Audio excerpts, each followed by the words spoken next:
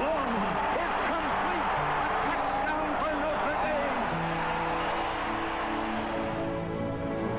Dame. The Irish won again the next season, but then the schools took separate paths, building upon two of the game's proudest traditions. Apart, but linked by a common heritage of great players.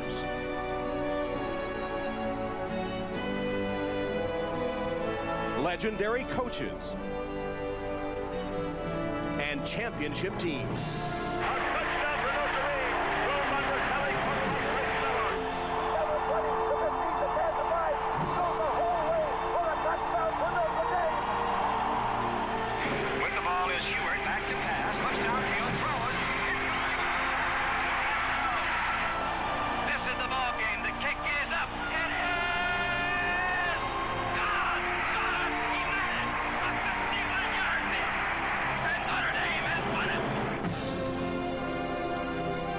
Griffin drives the middle, finds a hole. Daylight, touchdown! Snap the ball to Greene to give to Archie Griffin. Big hole! Crosses to the goal line and he's in. And Ohio State leads. On his feet inside the 5. End zone touchdown, Ohio State.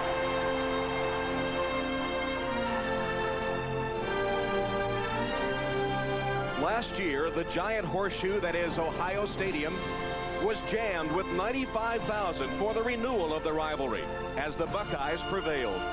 Lou Holtz and John Cooper, direct coaching descendants from the giants of the past. Now they return to Notre Dame for the first time in 60 years, over 6 decades since the game of the century, and it still quickens the pulse. Ohio State and Notre Dame. It's called a sack for a sack. For every quarterback sack the Buckeyes deliver. Can you believe? Team and a walk by St. Joseph's Lake. Orlando Pace clearing a path as usual as the Buckeyes arrive. It's a tough ticket, but the lucky 60,000 or so are in for a treat. There's nothing in sports like a big game weekend at Notre Dame, and especially so when the opponent is also steeped in tradition, ranked in the top 10, and making its first trip here in 60 years. It's Ohio State and Notre Dame. Hello, everyone, and welcome to Notre Dame for the Battle of the Unbeatens. Tom Howland and Bob Trumpy. Ohio State, Bob, comes in averaging 71 points a game. Lou Holtz didn't know how to defend them either with a full-court press or a box and one. And the question going around college football is, how good are they? Yeah, and you know, when we went to Ohio State the other day, John Cooper was asking the question, too. He said, look, frankly, I don't know how good we are, but everything we've tried works. We put in a young kid, a freshman, a true freshman. He scored. Nothing has gone wrong with this football team. He said, I don't expect it to be that easy this weekend at South Bend. Yeah, they're going to get their first test today. The Irish, on the other hand, in their first 3 games, have been tested twice at Vanderbilt and then that rousing win at Texas last week. Yeah, and the manner in which the team came back, you know, from fourth quarter deficit to win the team, Lou Holtz knows about this football team, and maybe more importantly, the team knows about itself. They believe. Tom, I'm telling you, these are 2 physical football teams steeped in tradition. I got my ankles taped this morning. Are you ready? I'm ready, too. And the Notre Dame players are getting ready. Some final moments, some final thoughts from Coach Lou Holtz before they take the field. And what's at stake? Well, Ohio State ranked 4th, Notre Dame 5th. Both are unbeaten. The winner will stay alive in the chase for the national championship. The Buckeyes and the Irish in the shadow of the Golden Dome. Kickoff coming up. Hi, I'm Tom Hanks. I'm Indiana as the Irish file out of their locker room with the traditional touching of the sign, play like a champion today, that traces all the way back to Newt Rockne. And they'll gather in the tunnel for their appearance onto the field. Lou Holtz saying yesterday he's tired of answering questions about Ohio State. Did they invent football? Is this a coronation? Why didn't somebody ask me about my team? He said, I'll say one thing. The Buckeyes better be ready to play today. But he was loose. Yeah. Very relaxed this week. Jim Sanson in the middle of that mix, the hero of the last-second field goal to beat Texas a week ago in Austin.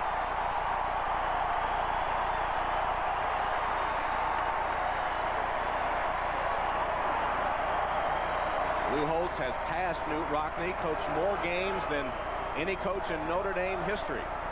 And that big game feel all over the campus today as we talked to the Notre Dame players and coaches yesterday. Relaxed, confident, loose. And a new confidence that we haven't seen in a while for this team. They believe apparently in each other and in Coach Holtz and in their quarterback, Ron Wallace. And here are the Irish.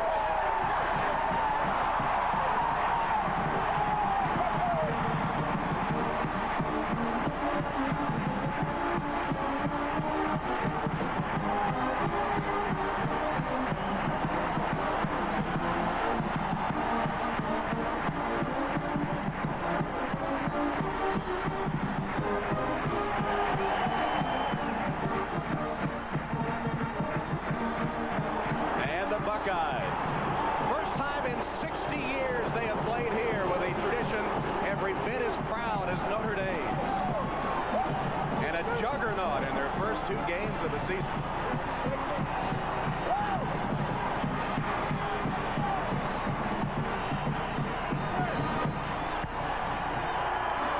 Well, it rained the past couple of days, but the field was covered. No rain today, but a chilly, overcast afternoon, mid-50s. The wind, 15 to 20 miles an hour, could be a factor.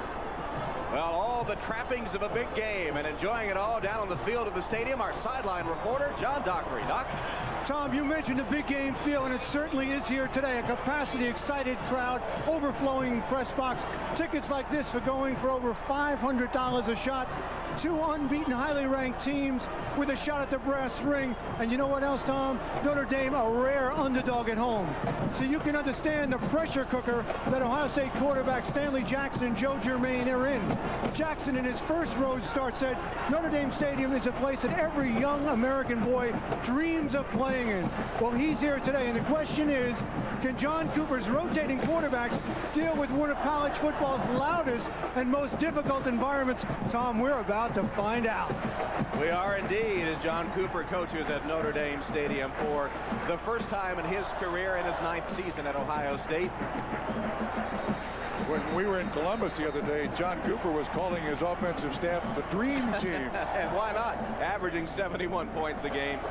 And Lou Holtz, in his 11th season at the helm of the Irish, the 26th of his career as a head coach, and 1 year spent as an assistant at Ohio State. They've only played 3 times. That was the game of the century in Columbus, 1935, upset by the Irish. They won in South Bend, and that was the last time they played here before today. The rivalry renewed in Columbus last year before 95,000. They'll play today and then no time again in the foreseeable future, which is a shame. 2 great names in college football. And Trump, a little poetic license is allowed here. Was that a halo around the Notre Dame Stadium? No, that's the expansion. There'll be people in that halo area next year to expand Notre Dame Stadium, but it's a shame these 2 teams don't meet on a regular basis.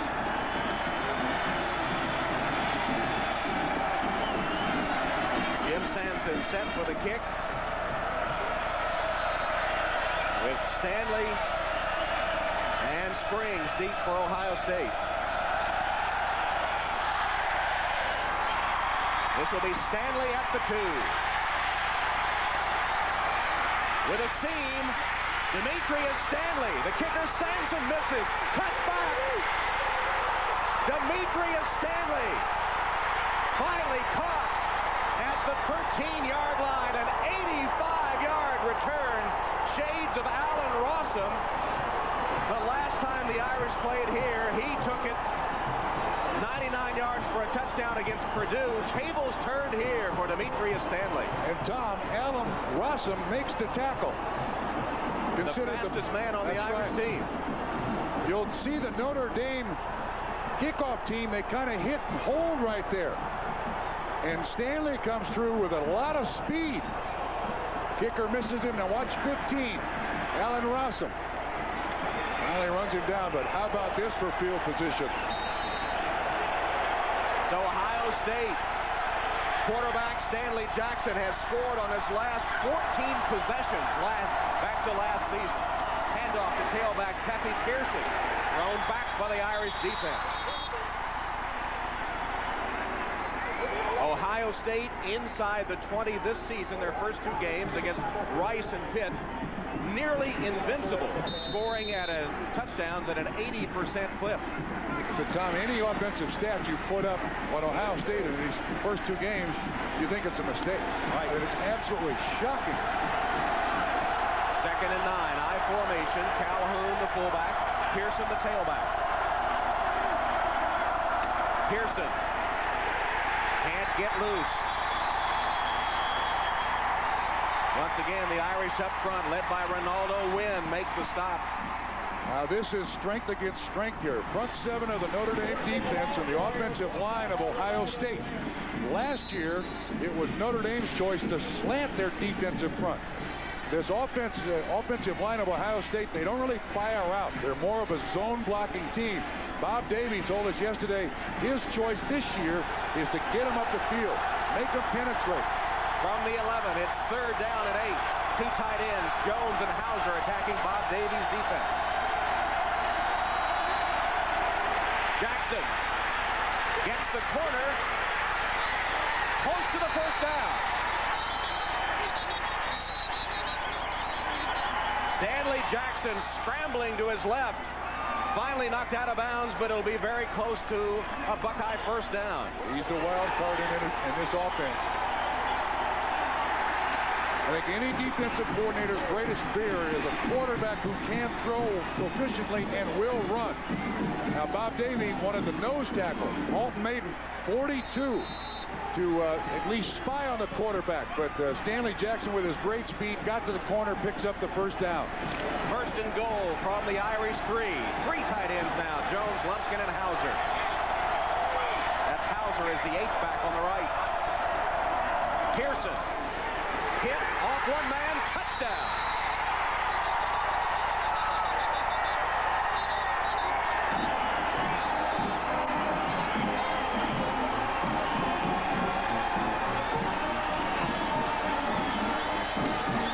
The quick strike Buckeye offense, thanks to the 85-yard kickoff return by Demetrius Stanley, punches it in the end zone. Pepe Pearson's 7th rushing touchdown of the season. Now Josh Jackson to attempt the extra point. Bartholomew to hold. High snap. Bartholomew can't get it down. And the conversion will be no good. Bob Hauser, the tight end, is the long snapper. The snap was not good. And the first cloud of darkness over Ohio State in the first minutes of this game. Demetrius Stanley returns the opening kick 85 yards. And the Buckeyes go to Pearson for the 3-yard touchdown run. Buckeyes up early. In the administration building, and the crowd in shock here, Bob. Yeah. Ohio State likes to run left behind Orlando Pace. I don't blame them one bit. Tatum, number 2, misses the tackle. Pearson, not as big as Eddie George, but quicker and with great strength. And on that extra point, you see the contact here. Rossum comes up with the ball, and something happened to the kicker, his right arm or shoulder. And it's Stanley who had the big kickoff return that gave Ohio State the great field position. Minute 45 gone by as Andy Stamp kicks off for the Buckeyes, and taken by one of the up men, Robert Farmer. And Farmer plows across the 30-yard line, where the Irish will take over. A 16-yard kickoff return.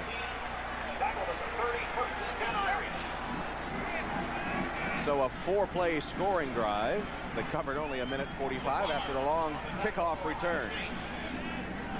And so the quick strike, Ohio State offense, 11 of their 21 touchdowns have taken less than 2 minutes.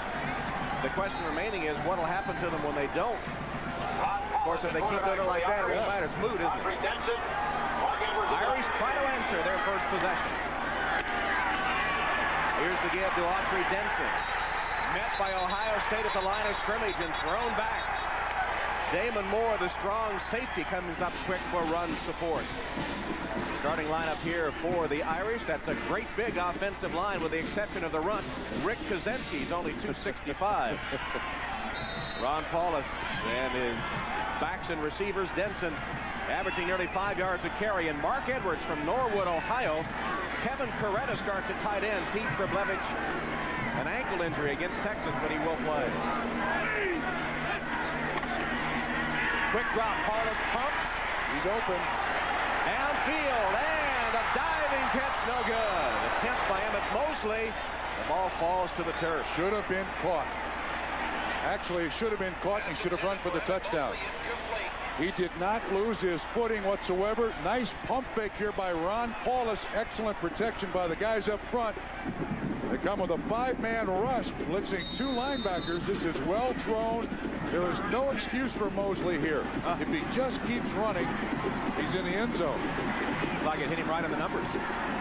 Mosley, the senior from Aurora, Colorado, has caught 10 passes on the season. Spread formation, 4 wides on 3rd and 10. Paulus buys some time, got it away incomplete, just threw it away as the protection broke down, and the Irish will punt after 3 plays. Well, they had their chance. To Mosley. Gadsden Moyer, the young true freshman. Spread formation. Actually, protection is good. And when Ron Paulus steps up, he really doesn't have a receiver running where he can bail out. Makes the good choice and just throws the ball out of bounds. The punter Smith for his 13th of the season, and the dangerous Sean Springs is deep. End over end from Smith. Springs at the 27. Got away from the first man, but not the second. Autry Denson hit him initially. And then the finishing touches put on by the pursuit. A 5-yard return of a 43-yard punt. Buckeyes take over again, leading by 6.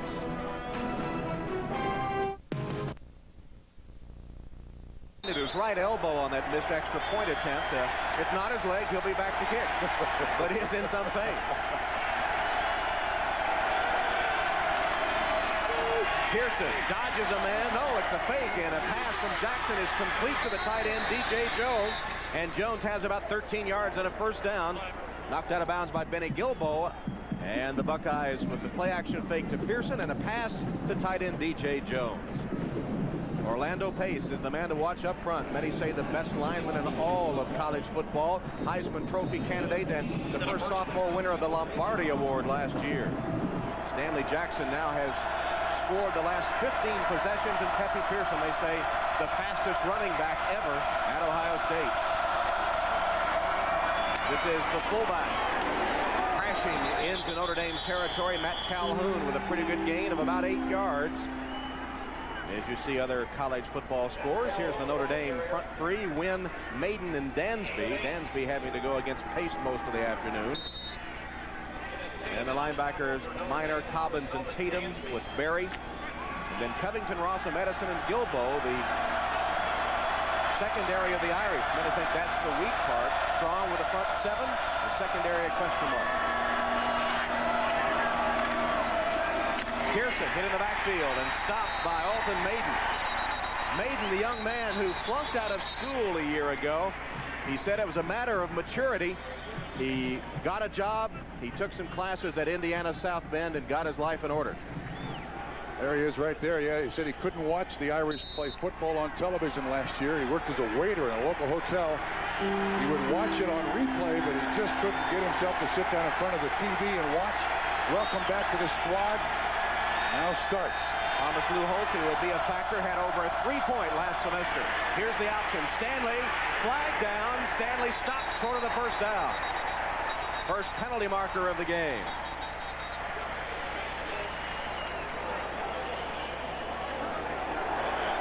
It's against Ohio State, apparently. An all Big Ten officiating crew today. Jim Kemmerling, the referee.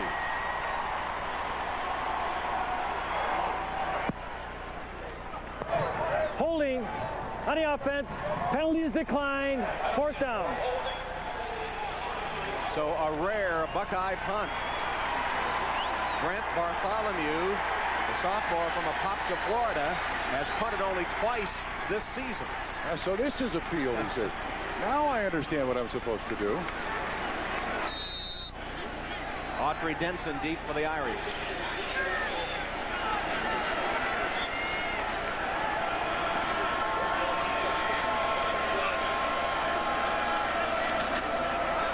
Took a lot of time, and it's blocked by Berry.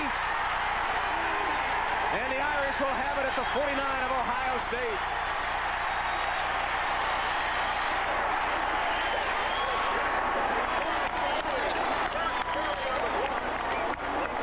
Tom, I suppose when you are only on the field twice, it doesn't feel very comfortable to be out there on the field punting. I don't know why he hesitates. He looks like he hadn't punted much. Yeah, he fumbles the ball a little bit, trying to be a little too fancy, and Bert Berry, the defensive end, gets a hand on it. I do believe Alan Watson, the corner, is the guy who comes up with the recovery, but great field position now for the Irish. So a mistake on special teams by the Buckeyes. Great field position for Notre Dame. Here's the fullback, Mark Edwards, from Norwood, Ohio, recruited by Ohio State, but cast his lot with the Irish, gets only a yard on first down. Buckeye defense, Pincus, Garnett, Fickle, and Vrabel up front. Very tough. Andy Katzenmoyer is the leading tackler, the middle linebacker. He's just a freshman, true freshman, in Sean Springs, one of the best covering cornerbacks in college football. There's Katzenmoyer wearing number 45, two-time Heisman winner Archie Griffin's old number. Some controversy about that. Screen pass complete to Autry Denson, and Ohio State is ready for it. Damon Moore gets the penetration, and the safety bumps Denson out of bounds. That's a play we've seen a lot from Notre Dame, and obviously the Buckeyes have seen it too. The one good thing about Ohio State's defense is they have corners that can play bump and run, so that allows the safeties to cheat the line of scrimmage a little more. And we've seen Damon Moore, number 13, in 2 instances, be right up there to make the tackle for little or no gain. But Buckeye, the defensive coordinator, first year as a defensive coordinator, he likes his job. You know, why not? Offense averaging 71 points a game, and he's given up 3.5. It's Paulus unloads, just threw it away as the Buckeyes were converging on him. So again, it's 3 and out for Paulus and the Notre Dame offense. Paulus has hit only 1 of his first 4 passes. They bring, let's see, 4.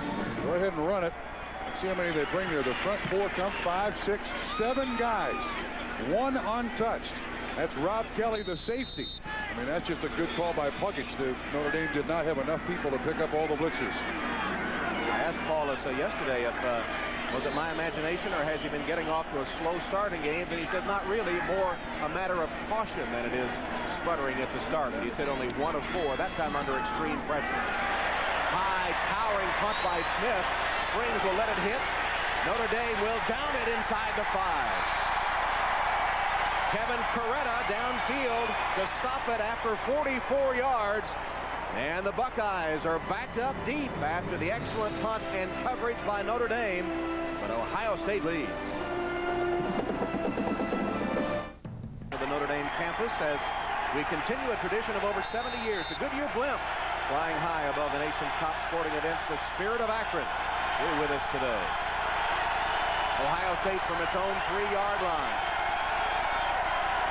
Pearson, nice little cutback and a spin out to the 10-yard line. Covered there by Benny Gilboa. Quarterback Stanley Jackson operating with the tape on his right foot during the first abbreviated Ohio State drive. He sprained his ankle, turned it mildly. Yeah, but you know, his backup with 1A and 1B, Stanley Jackson, Joe Germain. Germain has played so well. Jackson does not want to come out of the game. There's Joe Germain. He will see action here in the first half. John Cooper promised us. The better thrower of the two. Jackson is the better athlete. Pearson slips and is covered for no gain. And at this point, Notre Dame winning the battle at the line of scrimmage. And that's a big change from last year. Ohio State had 533 total yards against Notre Dame in Columbus last year, and this was a huge feature of preparation this week by Bob Davie and his defensive staff along with Lou Holtz. They won them in these 3rd and long situations, but this is where Stanley Jackson is just lethal on defenses. Jackson with play action fake and a roll. Pass is tipped and intercepted. Picked off by Kennon Tatum after the ball was deflected. That's Ohio State's first turnover of 1996. And it's a big one deep in their own territory. Davies' defense with a big play, a la Texas game a week ago. Jackson's such an athlete, they try a roll, and you see Alton Maiden is out there, but it looked like 53. Lamont Bryant got his hand, knocked the ball away. Tatum comes up with the interception. Now Irish with great field position. The Ohio State 15. Whoops. Paulus will keep it and scrambles to the 5-yard line. Busted. His least favorite thing is a run, and on the busted play. Yep. Totally busted. He turns, and the guy he's supposed to hand it off to is, it looks to me like Mark Edwards went the wrong way because you had a guard pulling near side. I'm going to blame that on Mark Edwards, but what is it, a 6-yard pickup? Let's put it in the playbook. It's actually 10, and it's 1st and goal, Irish at the 5. Denson bounces to the outside and barely makes it back to the line of scrimmage. Mike Vrabel led the tacklers for Ohio State. Remember, 80% clip touchdowns for Ohio State. Notre Dame succeeding at a 57% rate. 2nd and goal. Ball at the 5-yard line. Ohio State up 6.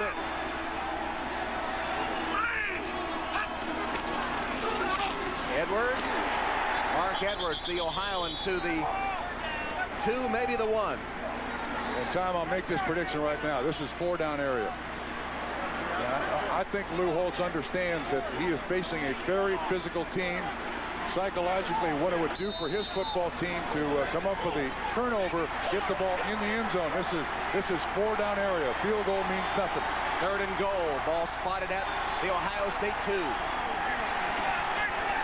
Edwards and Denson behind Paulus, who changes the play.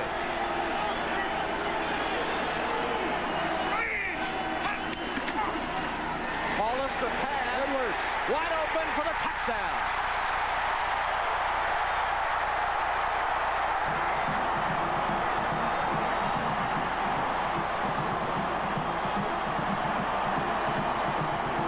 Stanley's pass deflected. Notre Dame turns it into 6 with a touchdown pass to Norwood. Ohio native Mark Edwards heads up call by Ron Paulus, who recognized the defensive formation and changed the play at the line of scrimmage. Yeah, that's something that Lou Holtz has allowed Paulus the last couple of years. When he first came here, first year as a starter, he said, all I do is listen. Now I make my contributions. Sanson's extra point gives the Irish the lead. After the turnover, 15 yards in 4 plays, Edwards caught the touchdown pass, and it was sweet for the Norwood, Ohio native.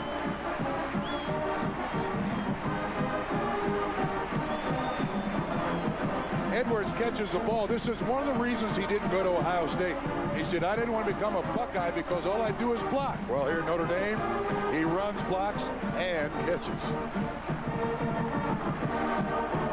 Hero of the moment for the Irish. See that haircut? Kids around South Bend ask for the Mark Edwards. Actually, that's very long hair for Mark Edwards. Not many of them ask for Mark Edwards. Sanson's kick. Stanley, who did the damage the first time, won't get a chance here. He took the opening kick 85 yards to set up the Ohio State score. Sanson buries it this time, and they'll start from the 20. Well, the Irish have another tough battle. They'll get a week off next week and then swing back into action in 2 weeks, and we'll be here as the Washington Huskies invade to take on 5th-ranked Notre Dame. And a year ago when they met, Notre Dame came from behind to win in the final moments, and Washington looking for revenge. In 2 weeks, Washington and Notre Dame presented by the U.S. Postal Service here on NBC. For the first time this season, Ohio State trails in a football game. 6:05 left first quarter, 7-6 Irish.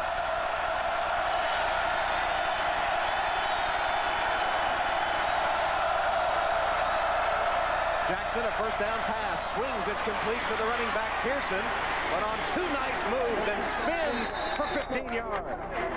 Ivory Covington finally got a handle on him with help from LaRon Cobbins. Boy, Pearson is elusive. Yeah, he sat behind Eddie George for 2 years at Ohio State. Now, George was not much of a receiver. This is one of the great attributes of Pepe Pearson. Catches the ball beautifully, although he bobbled that one. Great speed. They're just trying to figure out how best to use this guy that just scratched the surface on what he can do. First down, Buckeyes, their own 35.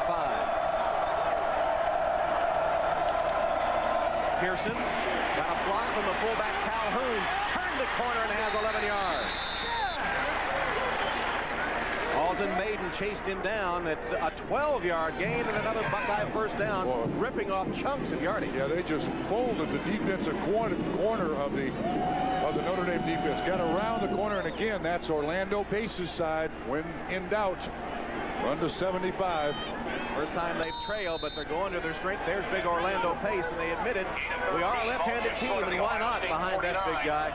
Orlando Pace, 6'6", 320 maybe more. Pearson's carried 7 times now for 24 yards. Here he is again. Pepe Pearson breaks 3 tackles. He's to the 40, and another Ohio State first down. And you just mentioned Orlando Pace at 6'5", 6'6", 340. He pulls. Look at him. Watch him out here. Watch what he does. Pulls, goes up through the hole. Watch this block. Man, just folds the linebacker Cobbins back on his back. You and I could gain 12 yards on that one. That was Cobbins. I wonder if he knows now what Shannon Lucid, that woman that spent so much time in space, felt when she came back down to earth. Felt like the whole world was falling on her.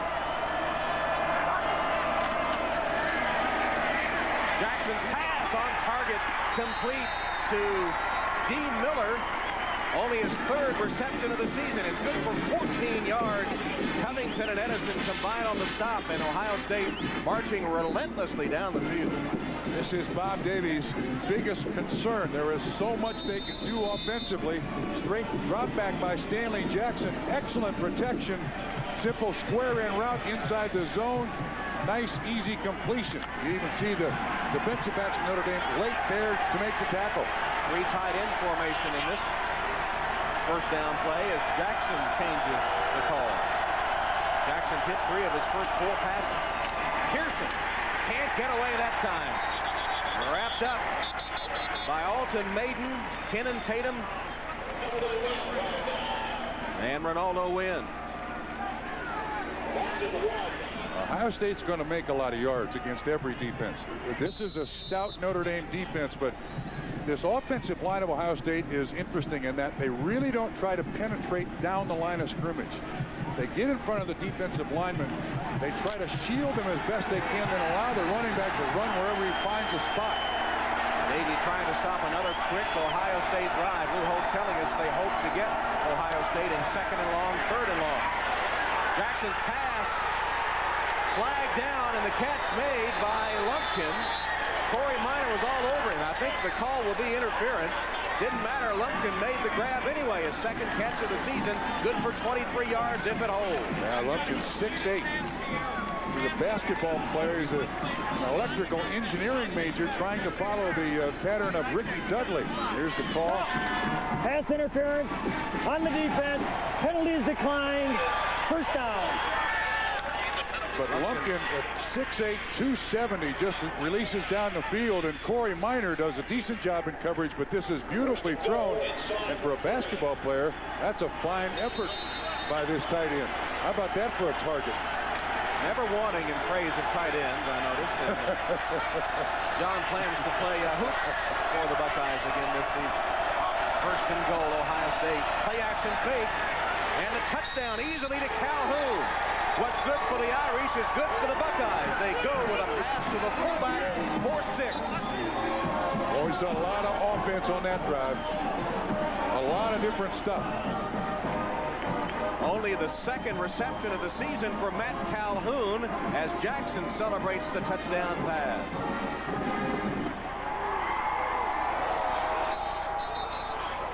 And because of the missed extra point first time around, they are going to elect to go for 2 here. Also, their kicker is ailing, Josh Jackson, who hyperextended his right elbow.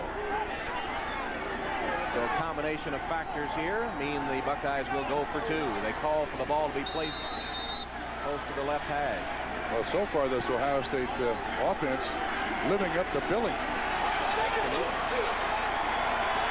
3 wide receiver set as they go for 2.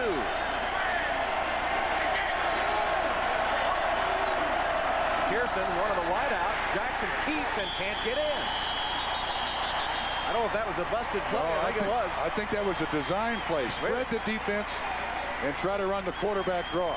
Alton Maiden, Melvin Dansby, and Ronaldo Wynn would have none of it. Tom, you're going to see in this touchdown, I think the intended receiver is the tight end, but watch the way.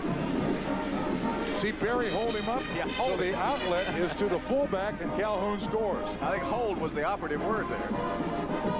And here's the 2-point conversion. I do believe this is a design play. Yeah, they tried to run a draw trap for the quarterback, and Alton Maiden's right there to stop it. So the 2-point conversion fails.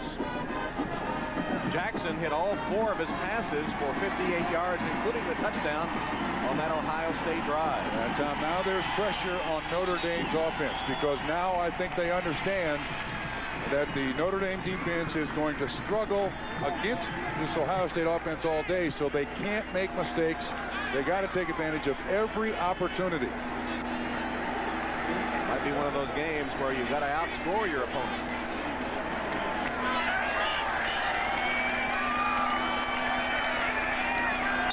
Stamp to kick for Ohio State. Back on top, 12-7. Mosley, the deep man for Notre Dame. Emmett Mosley from the 15. Short kick. Mosley, a pretty nice return. Crosses the 30 to the 32-yard line. 17-yard kickoff return. Well, amongst the many celebrities here today, Jenny McCarthy. She'll be a guest star on the NBC comedy Wings coming up this Wednesday. A Chicago native. She's got the Notre Dame jacket on. You may recognize her as a member of the MTV show Singled Out. She'll be on Wings this Wednesday on NBC.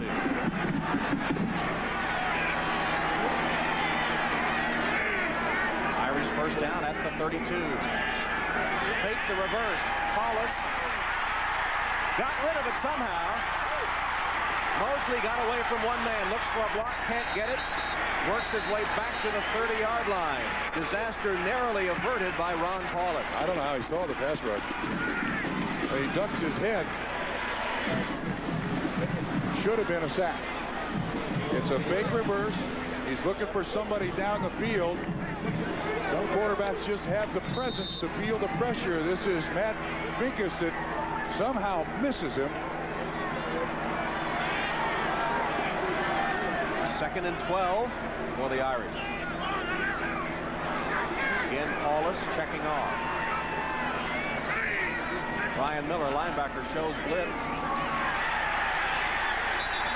Not much on the ground as Randy Kinder gets the call, and Ryan Miller gets a piece of the tackle. Tom, I think Ohio State is blitzing formations. There's Fred Puckett, the defensive coordinator. And when you see when Notre Dame's got 2 receivers out here, then you're going to see all these guys put pressure on the quarterback, because one of the things that Notre Dame has not done yet this year is throw down the field to the wide receivers. So they're going to put as much pressure on Paulus immediately as they can. Only 16 yards for Notre Dame so far.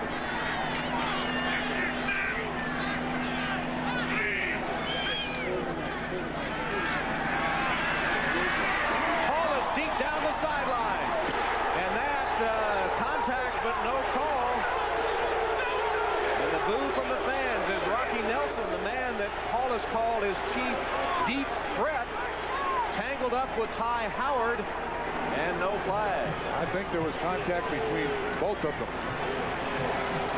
Rocky Nelson made a mistake. As opposed to continuing to run down the field, he kind of turned around to face the quarterback. You see the pump by Paulus. Now watch, you're going to see Rocky Nelson almost turn around here. See, if he keeps running, he's got a better chance to make the reception. And if anything, Nelson was the first to push off in that situation, I think. Paulus has hit only 3 of his first 7 passes. Smith's 3rd punt of the first quarter. David Boston. Whoa, barely got a hand on it. Now Now with control of the ball, but nowhere to go. Shakes one man and does a pretty good job of advancing to the 24-yard line. 9-yard return after Smith had boomed it 54 yards. Ron Cobbins, a special team tackle. Follow Notre Dame football online at nbc.com/sports. Game-by-game recaps, player bios, team information, and news about the Irish. The only online site to follow Notre Dame football, nbc.com/sports. I do that. That internet show, there's a lot of pretenders out there. You got to look for a while before you find the real Notre Dame internet site. 1:39 left, opening quarter, 12-7 Buckeye lead. Pearson. Didn't appear to be much there, and somehow he scratches out 5 yards. Yeah, that's a great point. They had him stopped at the point of attack. He keeps trying. The offensive line of Ohio State finishes blocks very, very well. They don't just hit and then go to their knees. They keep pressing on the defensive lineman, so it always gives that running back another option, another little angle to run. And the other big factor is in this offensive line, 4 of the 5 starters are starting together for the second year in a row for Ohio State. Huge advantage.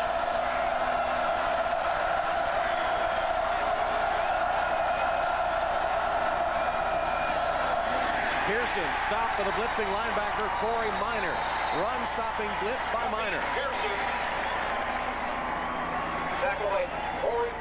Well, I think Notre Dame is going to have to do that. You almost saw him cheating at the line of scrimmage here. Stanley Jackson tried to come with an audible, but again, a nice slant run by the defensive line. And Pearson runs right to the slant. Corey Minor there to assist, did not make the initial hit. 3rd and 4. This is the situation Lou Holtz had hoped for. Jackson, pass deflected at the line of scrimmage by Mel Dansby. Dansby, the young man that used to sell soft drinks at Legion Field in Birmingham, the man that told Bear Bryant no.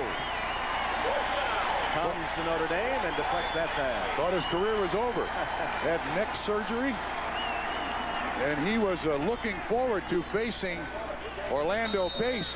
He doesn't make a lot of penetration here, just stopped dead in his tracks by Pace, but does get his hand up, deflect the ball away. Ohio State must punt. One of the influential men in Birmingham that Dansby was acquainted with had all the Bear Bryant memorabilia and said, in effect, you're saying no to Bear if you don't go to Alabama. And he said no to Bear. Not a very good-looking punt, but not blocked as the first one was, and downed at about the 37-yard line. 43-yard punt as the first quarter comes to an end. Ohio State leading Notre Dame 12-7. We'll return to Notre Dame after these messages and a word from your local station. As we begin the Sargon, first down Irish.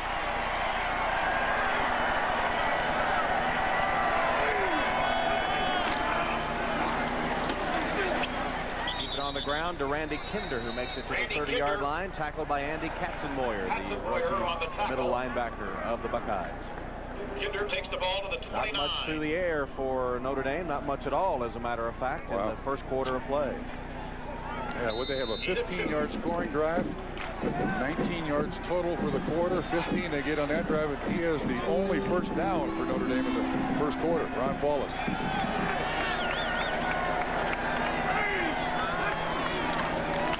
Option. Paulus still has it. Hit hard, and will be stacked up. Forward progress stops, and the whistle's blown. It didn't look right either. Nope. The option did not look smooth, and Paulus and Coach Holtz both telling us they expected to use the option today. In fact, Holtz said that he was going to call on Paulus to carry the ball, and if he averaged 4 yards of carry at the end of the game, then they would have a chance of winning. But I think the option was designed to come this way. Paulus turned the wrong way, so he's made yards, but both on broken plays. 3rd and 4 for Notre Dame. Garrett Mosley back into the game. And Pete Kriplevich in at tight end. Pitch. Oh, that's a great job. Fumble, and Ohio State has it. Randy Kinder fumbled the football, and the Buckeyes recover on the Irish 35-yard line. Tom, again, great support by an Ohio State safety, and again, it's Damon Moore, number 13. He has been a huge factor on the run here already for Ohio State.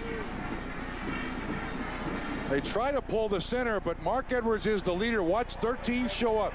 Gives Kinder no place to run. Helmet right on the ball. Oh, I'm not so sure he was down. That looked to me like a knee may have been on the turf. It'll go, though, as a Notre Dame fumble. Another turnover. That's what plagued the Irish in their opener against Vanderbilt. Holtz worked diligently on it, and now Joe Germain, second quarterback for Ohio State, on the field. He's been good, hitting 72% of his passes. He scored touchdowns on 6 of his 9 possessions.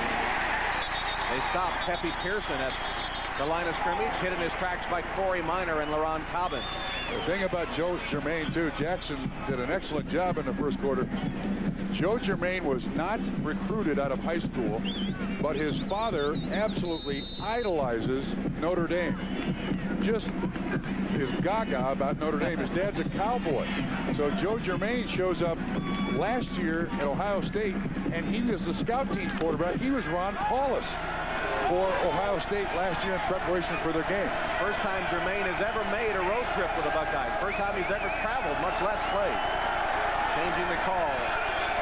He's hit his last 9 passes in a row, make it 10 as Miller catches it for a short gain, driven back by Ivory Covington and the Notre Dame pursuit. These are 2 completely different quarterbacks that Ohio State has. Germain is more of a pocket thrower. He's a little more mechanical. He's not going to run. He's not going to be the threat to run like Stanley Jackson.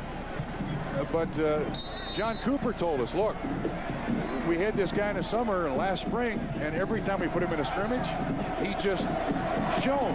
Said he won't go away, so we got to use him. Germain, the former baseball pitcher drafted by the Colorado Rockies. Passed it up, thought his best chance was football. Chased from the pocket. And got it away. Close to being intercepted. It'll be incomplete. Ronaldo Wynn was bearing down on Joe Germain. And then Tatum had a chance to intercept. And he waited for it. If he moves towards the football, he makes the interception. Watch the bottom of the screen. He's flushed originally by Burt Berry. Then Wynn chases him. Now watch. See, he waits for it. Oh, it was tipped. Let me take that back. If Tatum doesn't tip it, it's probably intercepted. So a 48-yard field goal attempt upcoming. Dan Stoltz is on to kick after earlier Josh Jackson was shaken up. So how about this? Your backup kicker is going to try a long field goal. The regular man, Josh Jackson, there, hyperextended his right elbow. We'll take a break after the Notre Dame timeout. Welcome back to Notre Dame as Dan Stoltz, a true freshman for Ohio State, is going to attempt a field goal. The young man missed the first 2 weeks of the season. He has Graves' disease. That is the thyroid disorder that former President George Bush and Gail Devers, the Olympic 100-meter champion, has and has overcome. And Stoltz is on to try a field goal after the regular kicker, Josh Jackson, was shaken up in the first quarter. See John Cooper walk out there with him. There's the injured kicker. John Cooper walks out. Hey, I got great confidence in you, just like practice. Well, let's see. This kick will be 48 yards. Stoltz blocked.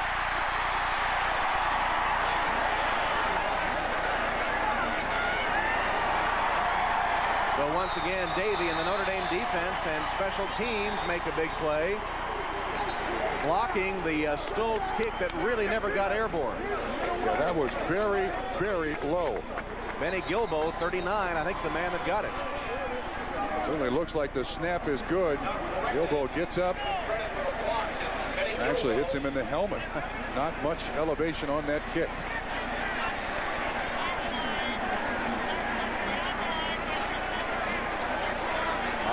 Davey saying, back off, get away from the football.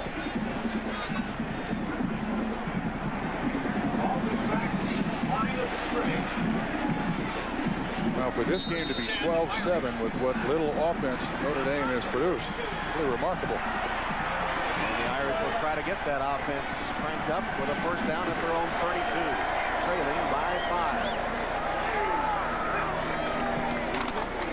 Edwards. And the Irish again find the going tough inside. Let's go to John Dockery. You know, Tom, Ron Paulus during that last timeout when he was on the bench was talking to his receivers Nelson and Johnson and suggesting to them that maybe they should run the right routes because Ohio State was playing a lot of man-to-man and they got to run right routes and better routes, and they weren't doing it. Paulus was not real happy. Suggesting, yes. Edwards and Denson in the eye. Option. Paulus keeps and breaks free into Ohio State territory down to the 45-yard line. A 22-yard ramble by the reluctant runner, Ron Paulus. I think the reason this worked is that he runs so few times on the option that when he faked the pitch, the defensive back went for Denson. Watch this fake. Right there, that little hesitation, and he cuts back up inside. Yeah, it looked like Ty Howard was the guy that he faked. Nice pickup, first down, Notre Dame. Champion with a pretty good downfield block. Paulus, 3 carries, 36 yards. That's what Lou Holtz wanted. As Autry Denson plows inside the 40-yard line of Ohio State, tackled by Greg Belisari. I was about to make the observation on that last drive that Notre Dame had done a very poor job on first down. So many times they had second 8, second 9, second 10, second 12. Nice first down pickup here. Second and 4.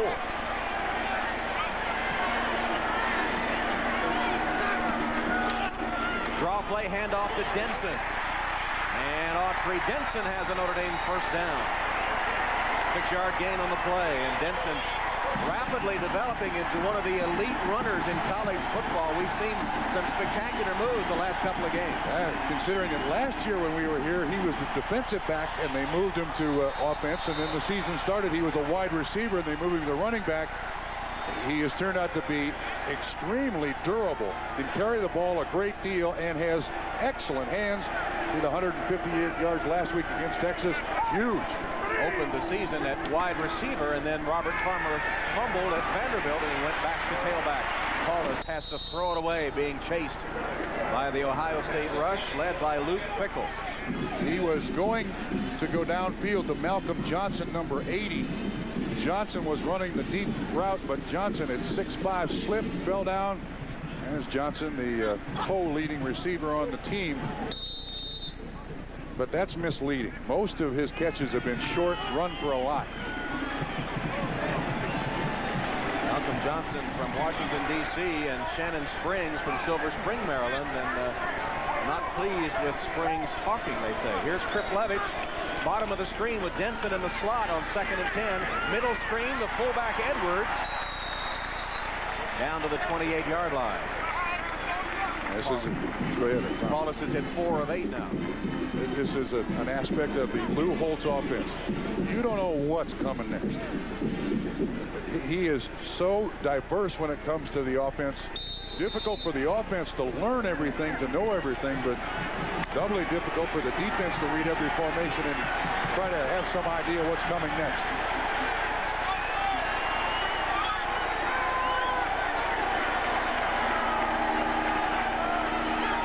Blitz. Paulus threw it right into the hands of an Ohio State defender. Intercepted. Let's see. I believe it was Luke Fickell. Fickell, the senior from Westerville, Ohio, with the interception, the 4-year starter. Tom, this is a zone blitz. Watch the nose tackle, 99, drop out, right where Malcolm Johnson is going to be. Johnson was not even looking for the ball. Interception, Ohio State. Place on that last play. Watch what happens. Johnson crosses, Kriplevich crosses, and Fickell drops right back in here for the interception. There's a zone blitz or a blitz zone. Paulus reads it correctly, but the umpire's there, the defensive lineman is there, 2 receivers are there, and Ohio State comes up with the football, and Paulus not happy. Second trip to the sideline where he was upset after the second Notre Dame turnover. Germain still at quarterback, hands to Pearson, got around the corner, And then the pursuit catches up to him at the 30-yard line. 5-yard gain. Gilbo and Cobbins bang him down. But again, Pearson with some damage as he gets to the outside. He's carried 13 times for 46 yards. Time and time, again, you can see his quickness. I mean, he gets that ball, bam, 2 steps, he is outside the defense. 12-7 Buckeyes. Approaching 8.5, remaining second quarter.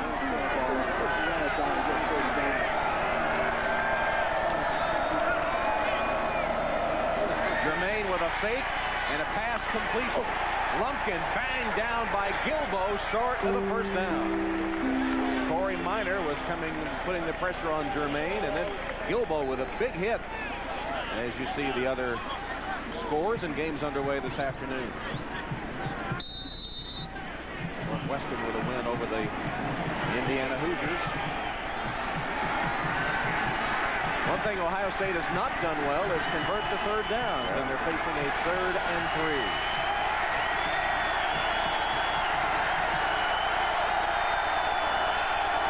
Closer to 2 yards for the first down. Lumpkin, the motion man. Short drop. Germain fires, and a nice catch made by Demetrius Stanley. Pass was behind him. Stanley went back to get it, then was hit by Ivory Covington. Gain of 11 and an Ohio State first down. That was a beautiful adjustment by Demetrius Stanley. This baby gets there in a hurry. Nice passing lane here. I mean, a 3-step drop. That is beautifully done. There's athleticism for you. Senior from Worthington, Ohio, Demetrius Stanley.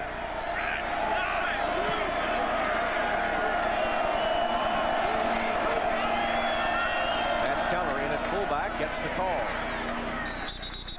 Gain of 2 or 3 yards. Kennan Tatum and Ronaldo Wynn combine on the stop. Here's a look at Matt Keller. Redshirt freshman from Mason, Ohio. His 11th carry of the season. Former Moeller High School. He and Rob Murphy, another Ohio State player, starting left guard, were teammates at Moeller High School in Cincinnati. Mason, a suburb of the Queen City. Northern suburb. Play action fake. Germain.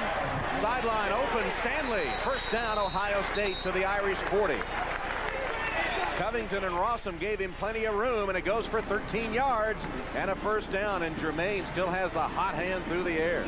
Now, with the inexperience at the defensive backfield for Notre Dame, not much man coverage, and you see Covington giving a great big cushion. This is a zone run by Notre Dame, and Ohio State just takes advantage of it. Looked like Buster Tillman was open too. Germain had his choice. First down Buckeyes, Irish 40. 6.5 left. 12-7 Ohio State. Pearson, a stop and go, got him free and then nearly broke another one. That's an 11-yard gain by Peppy Pearson. His mom named him after one of her favorite television characters, Peppy. Now watch him give him the leg and then take it away. Right there, he's hit at the line of scrimmage. His leg is it's almost like it's dead. Gathers himself. Good balance again, keeps heading forward. Of course, you know, he's got a lot to live up to after Eddie George and what Eddie George did for Ohio State last year. He is welcome to the task. His mom had him when he was only 15 years old. He says his mother Euclid is his best friend. He's in the tailback spot with the pitch and a big hole in front of him. Pearson out of bounds at about the 12-yard line. Jarvis Edison ran him out as Peppy Pearson reels off 18. Well, that was a great lead block by the fullback, and again, they're running to the left side. There is nothing out here when Pearson finally picks up this ball. Nice full block between the guard and tackle. Look at that fullback block. Outstanding, and in that great speed by Pearson, he is getting it in big bunches. And Ohio State knocking on the Irish door again with the 8th play of the drive coming up.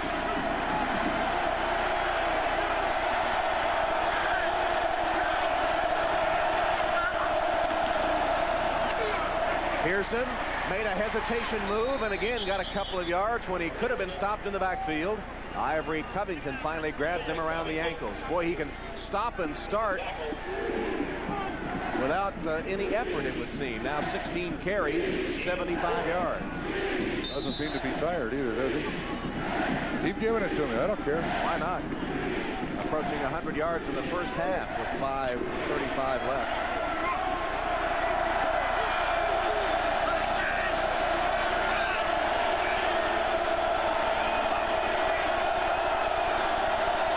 Germain changing the play. It's to Pearson again. This time the Irish defense hits him after a short gain. Dropped at the 5 by Ronaldo Wynn and Burt Berry. Again now, quoting Lou Holtz, this is the situation he wants Ohio State in. He wants them to throw on 3rd down, and he wants them to throw down on the goal line. So it's a tough choice here for Joe Hollis, the offensive coordinator of Ohio State. Do I run? Do I throw? This is a tough spot for any offense.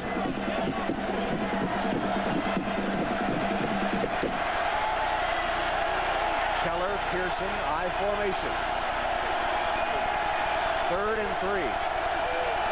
And timeout, Ohio State. Fans doing their best to make it tough on the Buckeyes down back to the Ohio State offense. And here they are threatening again. A little togetherness in the huddle as they face a 3rd and 3 from the Irish 5 on the 10th play of the drive. Tom, this would be an easier call if Stanley Jackson were at quarterback than Joe Germain. Germain not much of a runner. Stanley in motion. Germain pitches to Pearson. And he's trapped and stopped behind the line. Great penetration by the strong safety, Benny Gilbo, to grab Pearson and wait for help. The Irish again come up with a clutch play and prevent a 3rd down Ohio State conversion. And they ran right. Ohio State goes right. I guess it's just to keep themselves honest. And Josh Jackson, the regular kicker, despite the hyperextended right elbow, is on to attempt the field goal. 24 yards.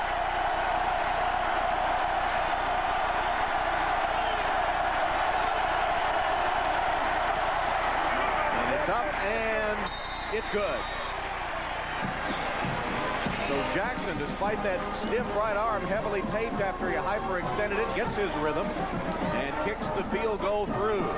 He's 2 for 2 on field goal attempts. But here was the big play by the Irish defense. Yeah, you saw Corey Minor, number 4 of Notre Dame, make Pearson go back inside, and there was the stop. 15-7 Ohio State. We'll be back. I'm Tom Hammond, Bob Trumpy, John Dockery from Notre Dame Stadium. Autry Denson, the deepest man for Notre Dame now, as Stamp is set to kick it off for Ohio State. There's Denson standing at about the 4-yard line.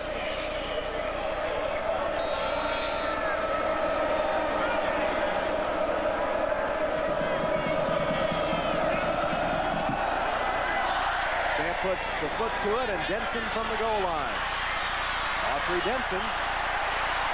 Kinder gave him a block, and he broke free for a moment, makes it out to the 35-yard line, a 34-yard officially return. It had been Mosley deepest for Notre Dame, and Denson doing a good job there. Well, coming up tomorrow on the NFL on NBC, we'll hear from some of the biggest names in football. It's been a newsworthy week. We'll have Jeff George's reaction to his suspension by the Falcons. We'll also hear from Dan Marino and Jimmy Johnson. Miami off this week, but they have to deal with life without Marino, who suffered that fractured ankle Monday night against the Colts. Ahmad Rashad will have a visit with a man who has a new home, Jerome Bettis in Pittsburgh. Denson diving for a couple of yards. And also coming up tomorrow on the NFL on NBC at noon Eastern time, Troy Aikman talk about the desperate times in Dallas. Cowboys, you know, just 1-3 going into Monday night's game in Philadelphia. And Bob Costas will talk to Captain Comeback Jim Harbaugh. He's on top of the NFL mountain right now. His Colts with a week off and are 4-0. All that coming up tomorrow, the NFL on NBC at noon Eastern time. Kriplevich, the tight end, flex to the bottom of the screen. Hand off to Denson. Nowhere to go. Trapped by the ankles. Nice tackle made behind the line of scrimmage by Greg Belisari. Several things very obvious in this first half for Notre Dame's offense, and one of them is the lack of receiving. Today, running back one for -2 yards. The Irish have 3 first downs. Ron Paulus has 2 of them on runs. So wide receivers have 1 catch so far for Notre Dame, who have amassed under 70 yards in total offense. Paulus chased, unloads and throws away. And again, Notre Dame sputters, especially in the passing game. Greg Belisari was coming and bearing down on Ron Paulus. He had to throw it away. And another punt upcoming. That's the 4th time today the pressure has forced him to unload and throw the ball away. Again, facing that 3rd and long situation, which is a recurring theme for Notre Dame in this first half. Ohio State is doing an excellent job of pressuring him, and they're paying their no respect for the Notre Dame wideouts. Paulus has got nobody to throw it to. Smith's 4th punt, and Springs awaits it.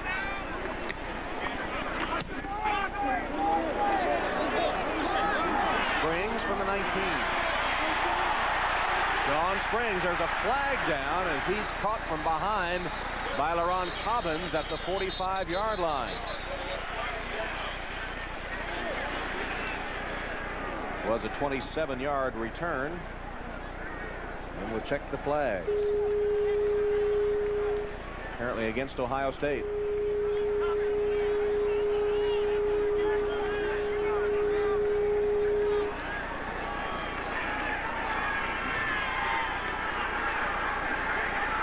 Illegal block in the back by the Buckeyes on Kevin Coretta in coverage. First accepted penalty today. Illegal block in the back. On the offense during the run backs, 10 yards from the spot of the foul. First down.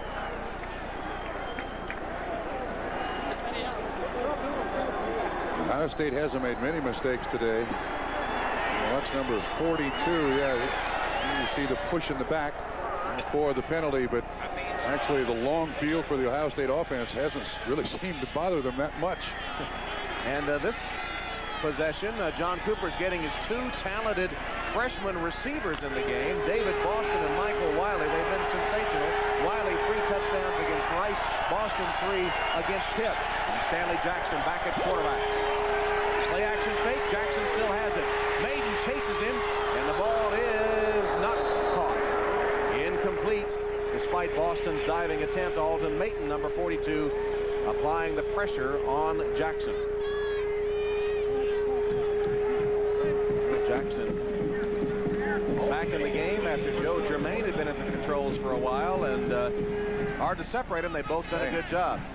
Yeah, 9 of 13 out of the 2 of them, over 100 yards. The 1 interception Jackson threw was converted into a touchdown by Notre Dame, their only score.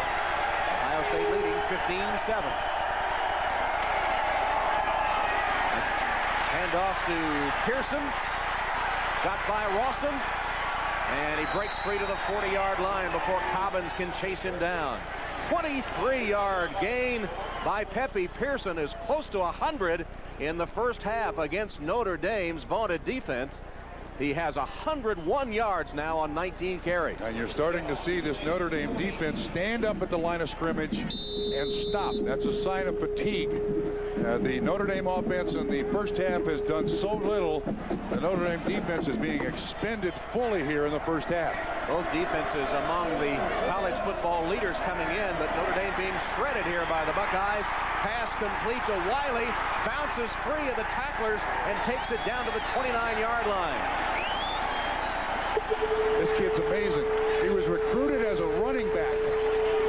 He was moved to wideout. The first 3 times he touched the ball, 3 touchdowns. Nothing to it. And he just runs a nice little in route here. The defensive back slips. Great strength. Edison is a big kid, number 30. Bounces right off of him, keeps the play going. 31-yard gain to the redshirt, or to the true freshman from Spring Valley, California. Matt Keller. Short gain up the middle with Maiden and Dansby collapsing him. Total yardage advantage continues to mount for the Buckeyes. This is total control. I mean, Ohio State's taking advantage of the defense, and Lou Holtz can't find anything for his offense to do. You need balance when you play big games. You're looking for balance in field position, balance in turnovers, and balance offense to defense. Notre Dame has none of those today.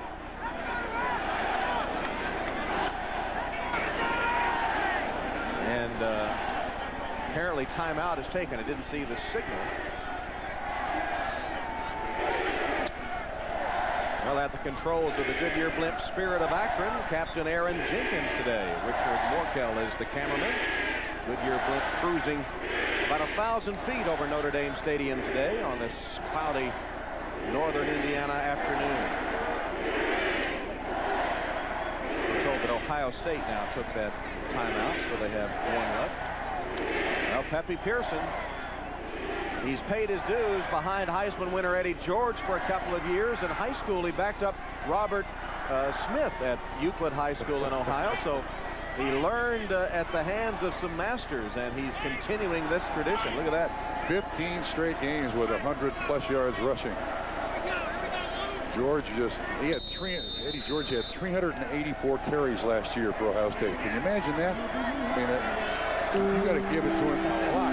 384 carries in 12 games. But why not? Why not?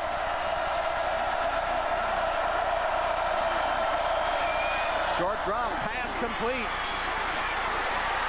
The catch is made by Pearson, and he's stopped at the 1.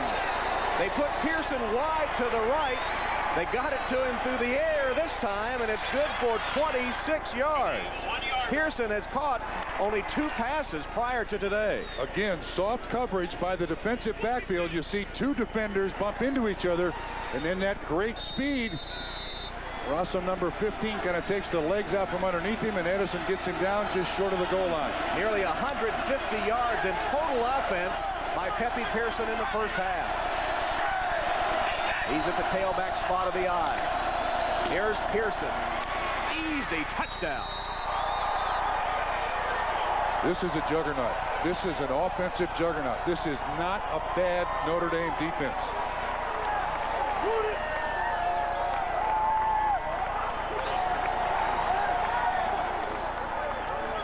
Well, the kind of day that Pearson and the offensive line of Ohio State are having will make any defense look bad. And they have been virtually unstoppable here in the first half.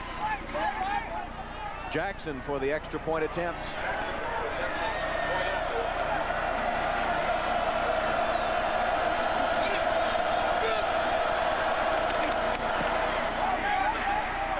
And that makes it 22-7 Ohio State. Second touchdown of the game for Pepe Pearson, who's gained 104 yards rushing and 2 catches for 42 yards. Again, we got to give credit to Keller, the fullback. I mean, again, he does an excellent job on the lead block right there. Just knocks the feet right out from underneath Ivory Covington. I mean, how about that? He catches the little slant pass, and then they give it to him in the backfield. These guys are for real. The first 2 weeks of the season, they may have played jello. They are not playing jello today, and they are ripping this Notre Dame defense up. Now, as you look at Pearson, the junior from Euclid, Ohio, prep All-American there at Euclid, and at 4,300 career rushing yards, and the offensive lineman, Juan Porter and company, yes, they've been doing the job.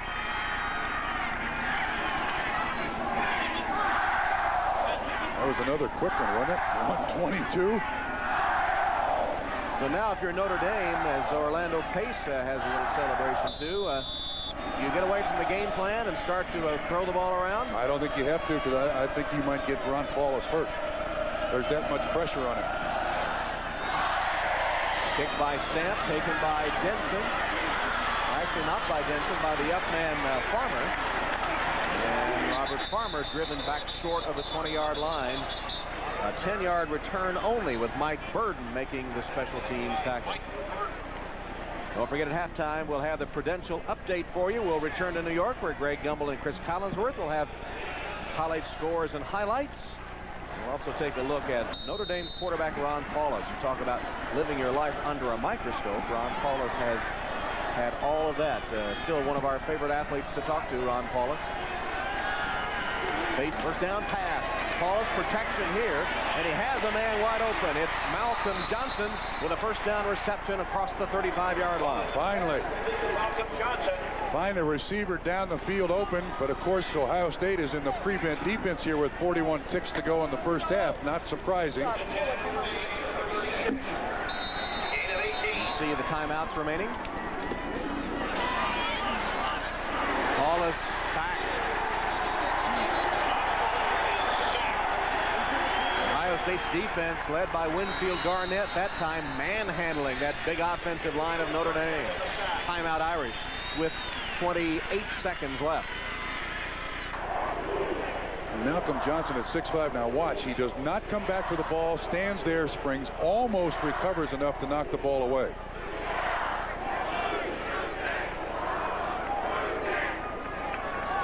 Irish have taken their final timeout with 20 seconds remaining, and they're going to measure to see if Johnson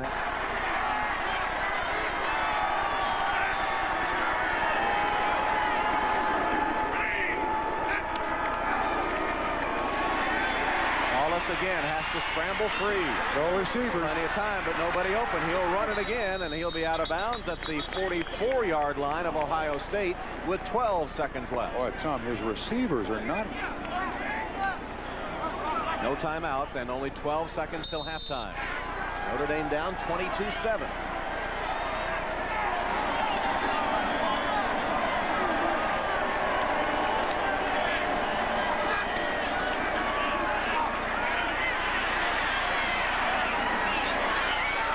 Incomplete, intended for Malcolm Johnson. 6 seconds left. In rousing fashion.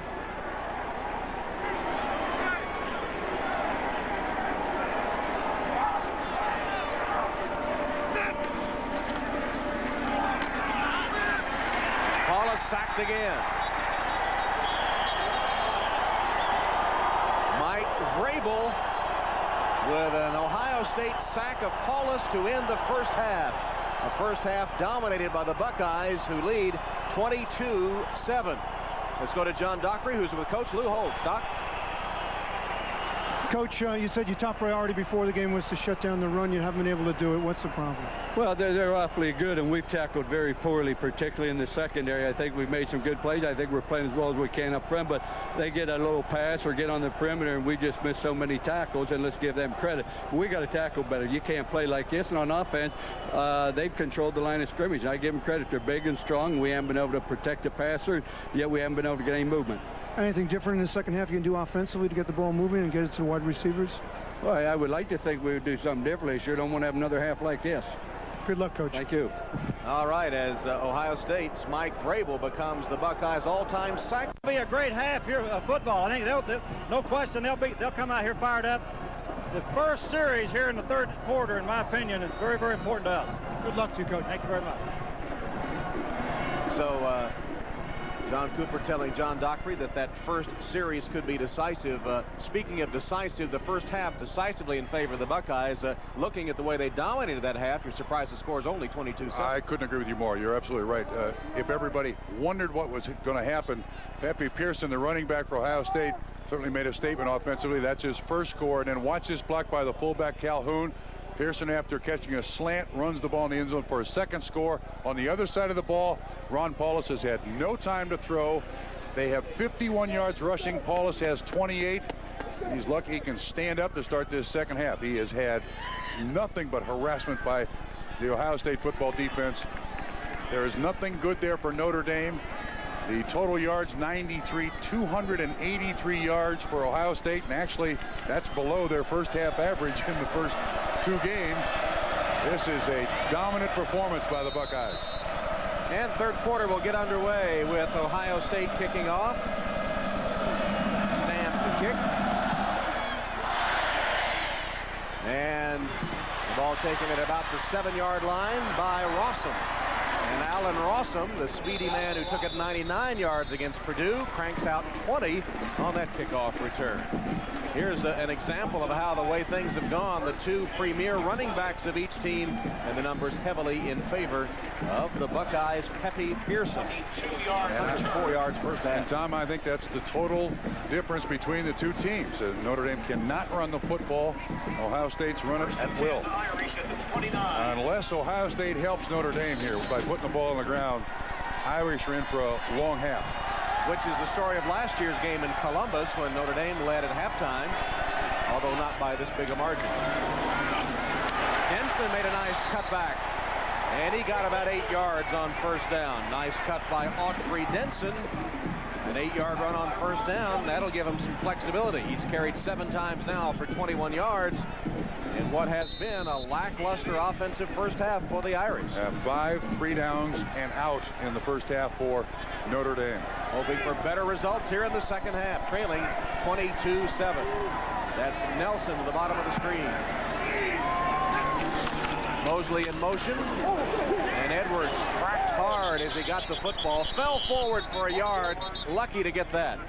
Center of the Buckeye line met him at the pass. Mike Vrabel was right there, and on the last play of the first half, it was Vrabel, the senior from Akron, who became Ohio State's all-time sack leader.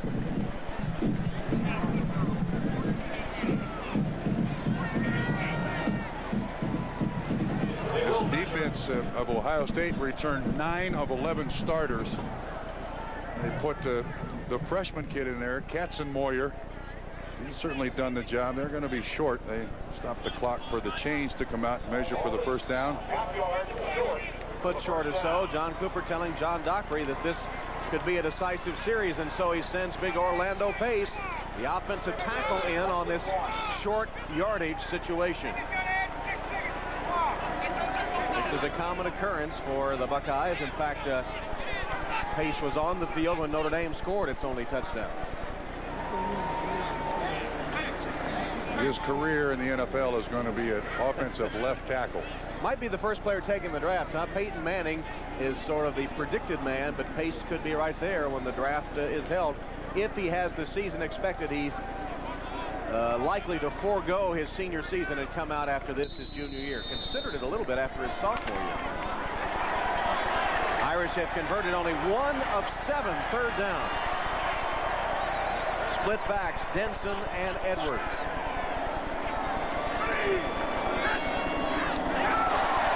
Sneak by Paulus, flags down. I believe they caught Ohio State offside. First down either way.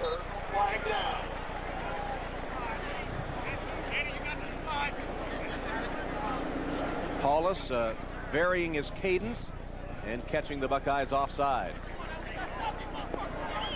Offside on the defense, 5 yards, first down. You were mentioning all the great first-round draft choices. Look what Ohio State's produced in the last 3 seasons. Terry Glenn, Dudley, George last year, Galloway, Stringer, Powell. Dan Wilkinson was the first pick in the draft in 1994. So replacing all that talent and showing no signs of losing effectiveness. And Pace likely to be the next. Irish with a first down after the penalty. Quick drop. Paulus pumps. He goes down the sideline. Mosley's wide open. Had to wait for it. And the defense will catch up. But it's a big play to the 22-yard line of Ohio State as Ty Howard caught him. But the play covers 34 yards as Mosley came wide open. Tom, this is the same play they ran in the first quarter, and Mosley dropped. It's an out and up. And you're right, Howard, number 2, is a little late, slip. Ball is thrown very well by Ron Paulus. John Cooper said first drive, third quarter, key. Well, I think the Irish understand that too. They have a first down at the Ohio State 23. Denson. Ohio State just jammed the offensive line back on its heels to stop Denson for a gain of only 2. Greg Belisari, the outside linebacker, who was the middle backer before Andy Katzenmoyer signed, moved outside because they wanted to get their 3 best backers on the field, and he, along with Katzenmoyer and the other linebacker, Ryan Miller, have been formidable. Interesting to note, too, that Belisari and Miller, the two linebackers, are both pre-med majors. They've been operating on the Notre Dame offense all the first half, and Notre Dame finally trying to get something going here.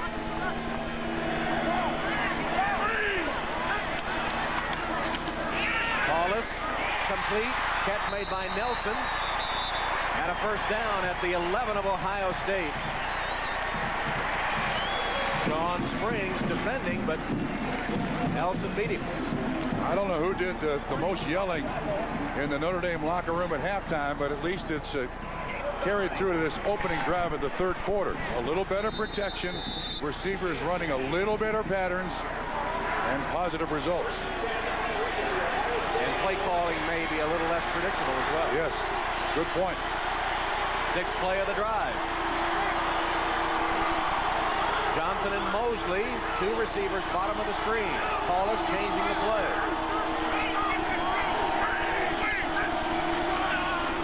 Denson slipped, regained his footing, cracked down inside the 10 to perhaps the 7-yard line.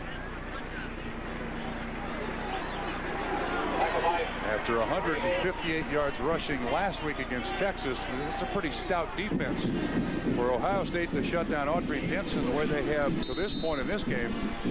Is a stellar performance by this veteran Ohio State defense.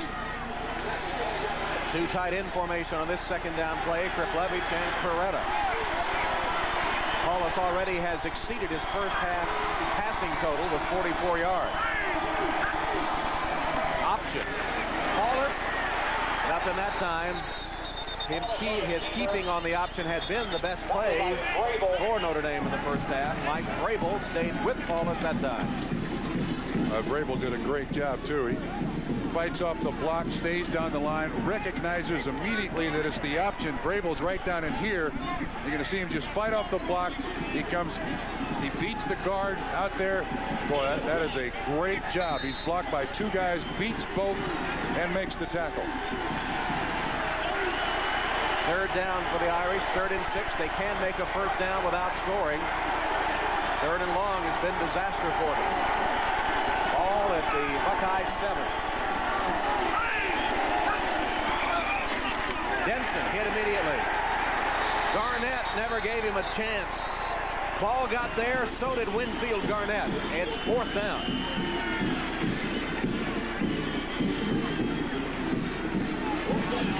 And Lou Holtz sending his field goal unit on to the field on 4th and 7.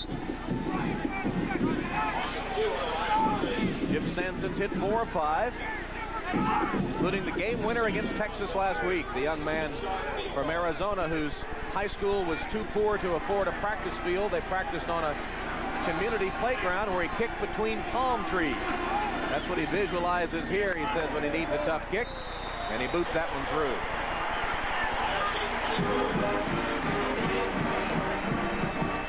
Tom, again, this is a big physical offense, but physical defense on Ohio State certainly matches up well. Tom Hammond, Bob Trumpy, John Dockery, Notre Dame Stadium, where the Irish on their first possession of the second half have scored a field goal to cut the margin to 22-10. Jim Sanson to kick off for Notre Dame. Stanley fields the short kickoff at the 16-yard line. Demetrius Stanley, another good return. He got things started with an 85-yard job to open the game. This one covers 18 before the tackle is made by Bobby Howard. Don't forget tonight the kickoff of NBC's all-new Saturday lineup with Dark Skies, then The Pretender, and Profiler. 3 shows guaranteed to keep you on the edge of your seat. NBC's new Saturday trilogy, or perhaps better named Trilogy. That's tonight starting at 8/7 Central here on NBC. Two Ohio State quarterbacks have been very productive today, and Stanley Jackson gets the call to open the third quarter. Buckeyes have it on their own 33. Epi Pearson, again unstoppable behind that big offensive line, and a gain of 7 or 8 yards before Melvin Dansby, pushed back from his defensive line position, makes the tackle of Pearson, who now has gained 111 yards. That was a nice pull. guard pull by Ohio State just blew out the right side of the Notre Dame defense. 111 yards today. Of course, you must point out he didn't get that much playing time in those first two contests after halftime. Quickly up the middle, Matt Calhoun has the first down for Ohio State as he crosses the 45 to the 46-yard line. Tom, you see that push? I mean, the middle of this offensive line, I said earlier they don't fire out, but watch the shove in here. Great pull. Rob Murphy with a nice little trap. Look at that. 4 or 5 yards down the field before there's any contact with a fullback. This offensive line, one of the best I've seen in years. First down play. Pitch to Pearson. Waiting for the blocking to develop. And again, 6 yards into Irish territory. And you know, Tom, this is a big offensive line. You've got 300-pounders there, but you don't generally see 300-pounders down on players' legs when they pull. That was a perfect example again. A guard pulls, and if a cut block is necessary out on the corner, a cut block is made. These guys, there's something. I mean, they're going to beat up a lot of defenses before this season's over. Pearson at a wide-out spot now. Calhoun is the only setback. Short drop. And that short-hopped his intended receiver, Demetrius Stanley, as Jackson misfires on a second down pass. And he admits it's on me. My fault. But, I mean, you mentioned Pearson hasn't played a lot of football so far this year, this entire unit. I mean, none of them played in the second half of the first 2 games. Irish have done a pretty good job of stopping third down conversions. You saw 3rd and 4 overall, 2 of 7. Blitz comes, and Stanley is able to get away and nearly caught. LaRon Cobbins had him, but could not stop Jackson from letting the pass go. Tatum was there too, but a big defensive play by the Irish, forcing an Ohio State punt. That play was a mess to begin with. The snap was late. Watch, when the ball is snapped, nobody moves. Right. And then Cobbins, number 6, gets him, can't quite get him down, and why Jackson throws this down the middle is beyond me. Very fortunate that ball's not picked off. The Notre Dame defense with a big play, and now they'll get the football back.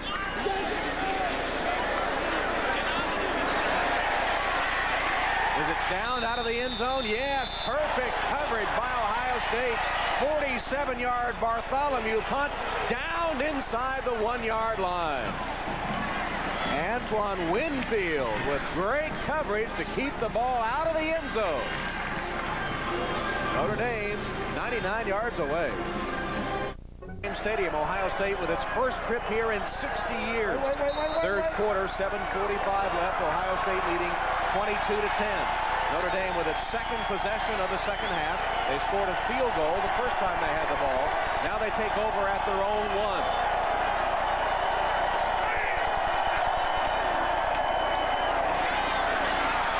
Denson bouncing off a couple of would-be tacklers. Gets maybe 3 yards before Mike Vrabel puts him down for good. This Ohio State defense, well, they fill and they fill well. Those inside linebackers, especially that Katzenmoyer kid, just 18 years old. Right. Freshman. He has that sense of a middle linebacker.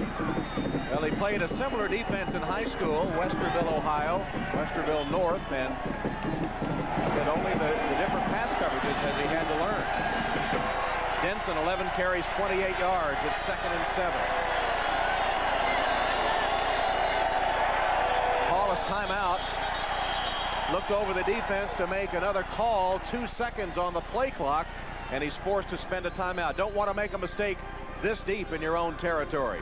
7:02 left in the third, still 22-10. Stadium, the Irish with an uphill battle, trailing 22-10. In the shadow of their own goal line. The ball on the Irish 4, 2nd and 7.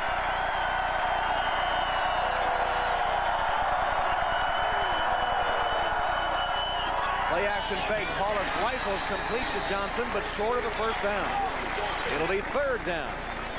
Sean Springs making sure there was nothing there for Johnson, who fell down making the reception. Run motion away from it, then it's just a little hitch. Frankly, I don't know why Johnson doesn't keep going. He is trying to break it back outside, but if he just keeps going, he might gain a little more yards. As it was, he was 3 yards short, and now it's 3rd and 3.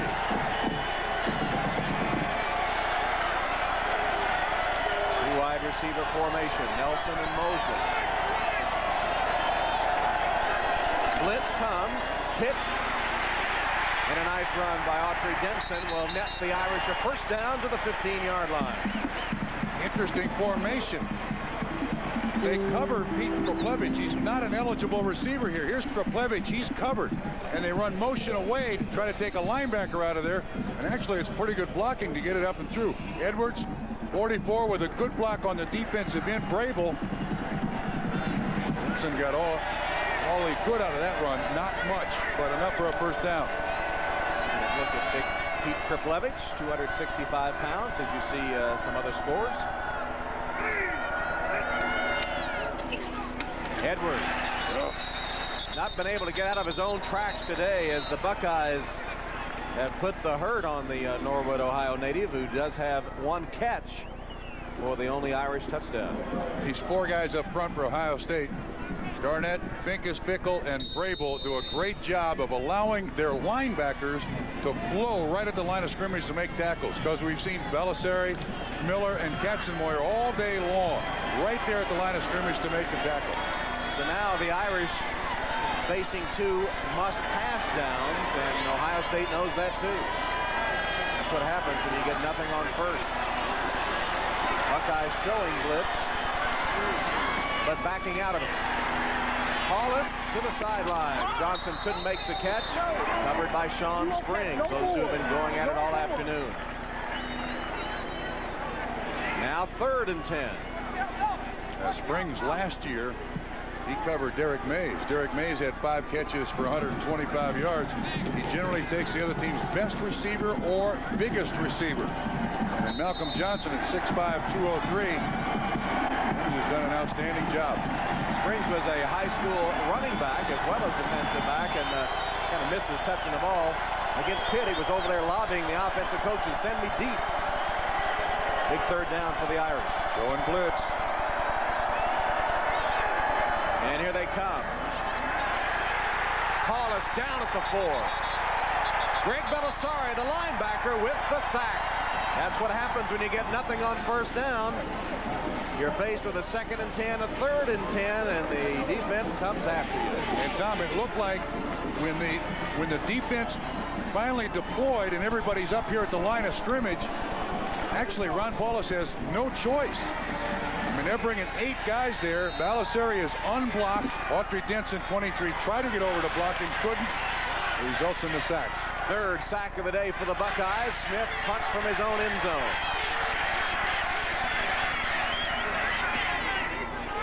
Sailing punt. Flag down. Springs from the Irish 48. Breaks for the sideline. Sean Springs knocked out of bounds about the 35 by Kevin Coretta. 12-yard return of a 42-yard punt. Return. Flag down.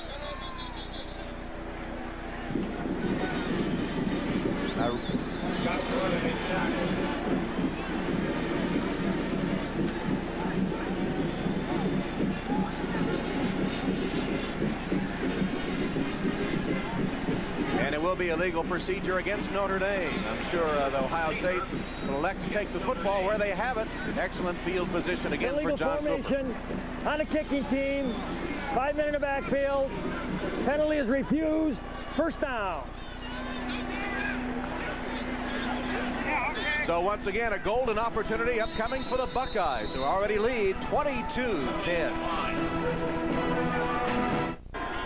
Look at here, a little red right there, and look at a red right there. The Buckeyes got 5,000 tickets. They kept them all in the same 3 aisles here at Notre Dame Stadium. Well, they're a happy 5,000 right now, though, leading 22-10, and looking for more. Stanley's pass might have slipped out of his hand. I don't know. It didn't look good. Oh, and Dean Miller opened down the field. He went to Stanley. Whoa. Stanley Jackson, when he sees it on tape, he's going to kick himself because D. Miller ran the out and up and was wide open. After the hot first half, Stanley Jackson has misfired 0 for 3 on his attempts in this second half, although in terms of total yards, it looks like the Buckeyes right on schedule, against a pretty good defense.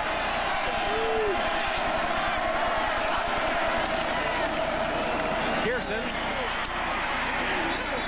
Ron Cobbins put the hit on him. Gave him about 3 yards.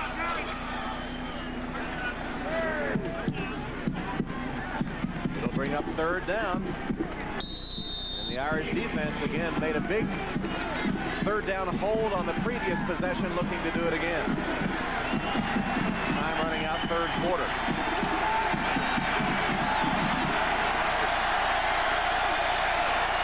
Pearson wide, bottom of the screen. One pump away from trouble. Jackson. Pass complete to Matt Keller. Great scramble by Stanley Jackson. Got outside the containment.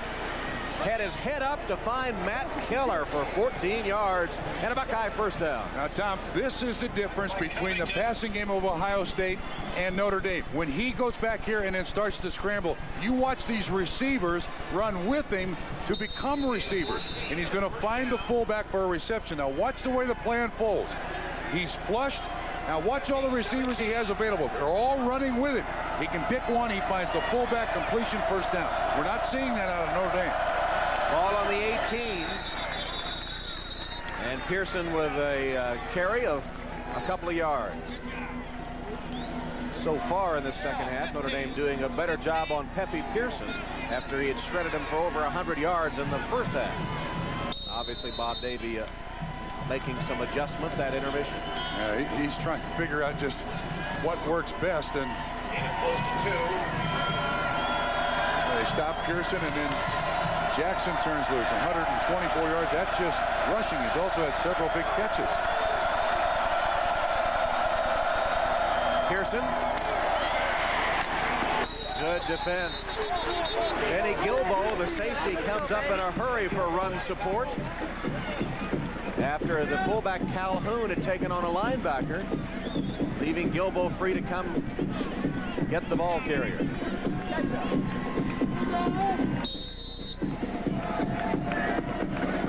Looking for the hat trick again today.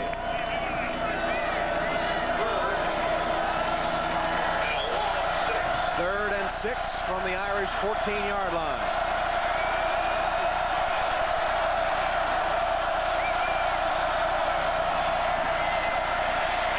Pass complete, tight end, touchdown. D.J. Jones with his first touchdown, and that is a story in itself. D.J. Jones, who had what amounted to open heart surgery, worked his way back, returns to football, and catches a touchdown pass at Notre Dame Stadium. D.J. Jones found himself being fatigued, knew something was wrong. Turns out he had histoplasmosis and a calcification of the pericardium, which surrounds the heart. Had an operation, they opened his chest, removed it. Here he is back on the football field with a touchdown. Extra point good by Josh Jackson.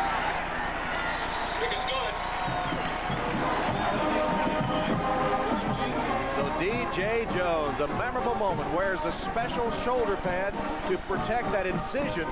Yeah, but the incision is up here, but it's just protection. Runs a nice pattern, just a simple square. But watch the strength here. It runs through the tackle of Jarvis Edison, gets the ball in the end zone. Young man from Lebanon, Ohio. And he incisors Notre Dame for a second half touchdown as the Buckeyes up their lead to 29-10. Look at D.J. Jones. His coaches call him a pioneer. Nobody's ever played after having their sternum cracked open and nearly open heart surgery. Darrell Dean Jones Jr. Probably take that football back with him. And a big smile. Look at that.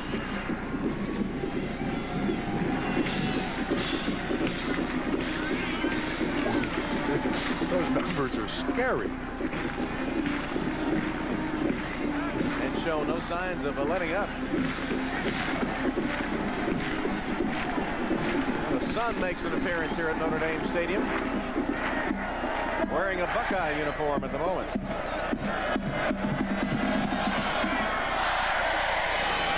Speedster Rossum at the 2. Trying to bring it all the way back across the field, and is stopped at the 16-yard line. Only a 14-yard return. And the aerial shots of Notre Dame Stadium. After today's game, the Goodyear blimp will cruise over to New York, where they'll assist NBC in coverage of the baseball playoffs, which begin Tuesday night at Yankee Stadium with the Yankees against the Texas Rangers. We'll have that broadcast for you starting at 8 o'clock Eastern time. Next door to us today, Bob, George Steinbrenner, the boss of the New York Yankees. Day of relaxation, but he's a Notre Dame fan, so not very happy. Hollis completes the pass while running for his life. Malcolm Johnson. There's a flag down as Johnson is across the 20-yard line. He may have stepped out of bounds and then come back in and caught the ball.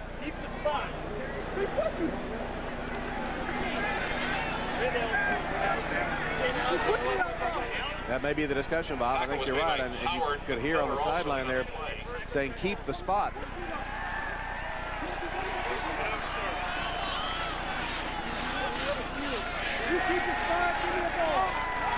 Illegal man downfield.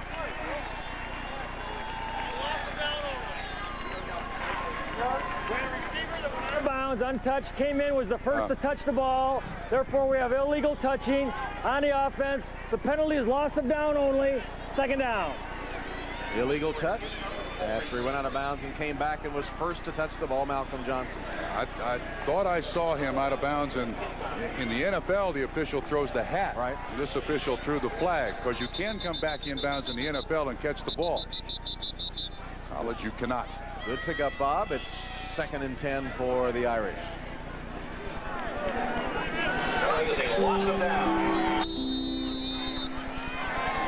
Top-ranked Gators putting it on the Wildcats, still in the first half at the Swamp. Seminoles in a tough game with the Tar Heels. Reverse to Mosley. Got room. Emmett Mosley can't get away from Ty Howard. Howard, the cornerback, had a slight angle. Had Mosley gotten by him, he had a lot of room to run. Ty Howard closed in a hurry. It looked like man coverage. You're going to see it coming all the way from over here, and you should see 2. There he is right there from Ohio State Flash. He makes up a lot of ground here. And stops him. Does he have enough for a first down? I think they're going to measure. It is a first down for Notre Dame. You know, he's a big part of the secret to the success of the Ohio State defense. Ty Howard and Sean Springs can play man-to-man, but I think any receivers in college football, that affords your defensive coordinator blitzes, safety coverages, all kinds of things.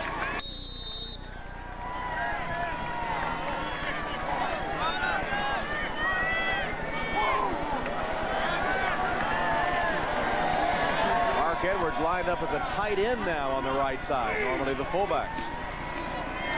Draw play, Denson to the 30. Tough 4-yard gain for Autry Denson. Let's go to the sideline and John Dockery. You know, Tom, you'll appreciate this, Trump. Coming into this game, the tight end was a big part of the Irish offense. As a matter of fact, Kirk had 11 catches and was one of the leading receivers. But today, as you see, he's having trouble. He's limping around. But during that last time out, Paulus and Kirk spent a lot of time together. So you might want to keep an eye on the tight end. It would be a good throw, especially since they're shutting down the outside receivers with man-to-man. Randy Kinder at tailback as Paulus runs the option, and a pitch to Randy Kinder. He's got a block downfield, and he blasts ahead for a first down, just short of the Irish 40. Final 30 seconds of the third quarter. And of course, Kinder was on the receiving end of that pitch last week in Texas, got absolutely hammered, and it was a missed block by a receiver.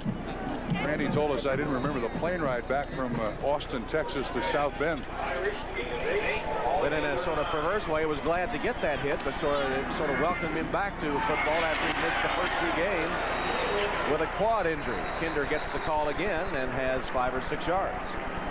This is the hit on the pitch. Now, the cornerback is supposed to be blocked by a wide receiver. Obviously, he was not.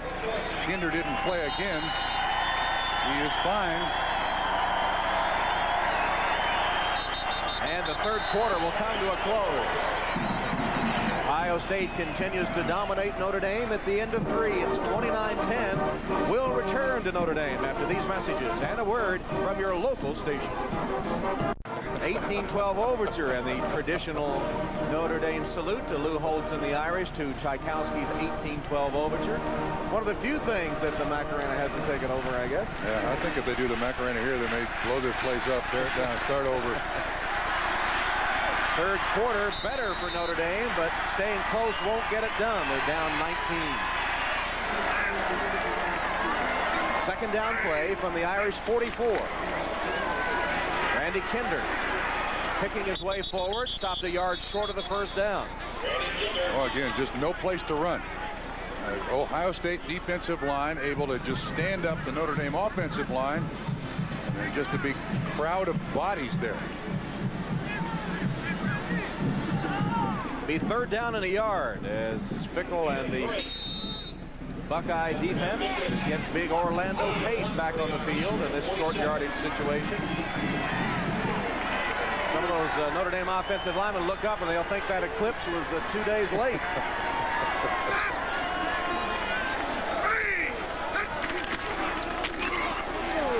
Denson spins for it, and I believe will have it on the spin, though not by much. And if he had pounded straight ahead, he wasn't going to make it. He was able to spin a half spin off the tackle and get the first down.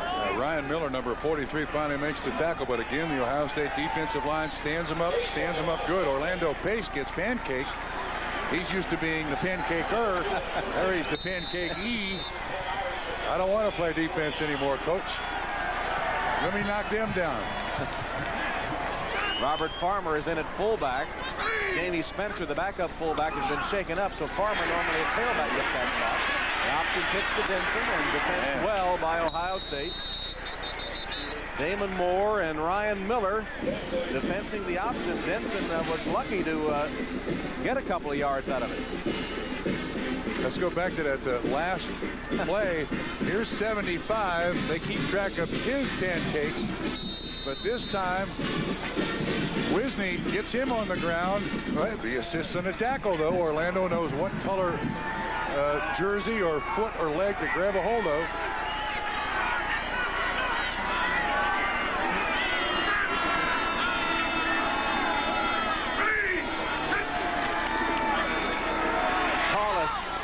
Complete, champion as a first down for Notre Dame. Notre Dame's offense has really struggled to find something to do consistently. And this is a nice little hitch pass run. This has been a tough day for Lou and his offense. It's going to go to the receiver out here. There he is. He just runs the little drag route to the outside. Good first down pickup. Soft coverage by Sean Springs. Denson with a head of steam. Blasts across the 30, down inside the 29 to the 28-yard line. Just short of the first down. Moore and Kelly, the safeties.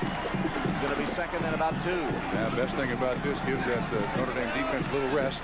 Some time on the sideline.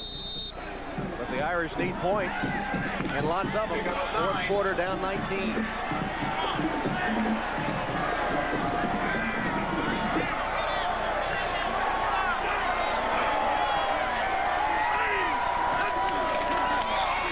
Paulus with a fake. Tipped at the line of scrimmage, intended for Malcolm Johnson. It'll be third down. May have been Fickle who got his hand up there. He's been around the ball today, hadn't he? Had an interception earlier. Decent pass protection. They run a little stunt. See if we can pick up who gets his hand up. Yeah, it is Fickle, 99. They run a little defensive line stunt there, and he disrupts the play. Third down and a little more than a yard on this Notre Dame drive. Edwards has the first down, lowers his head, powers to the 14-yard line. Greg Belisari, the tackle.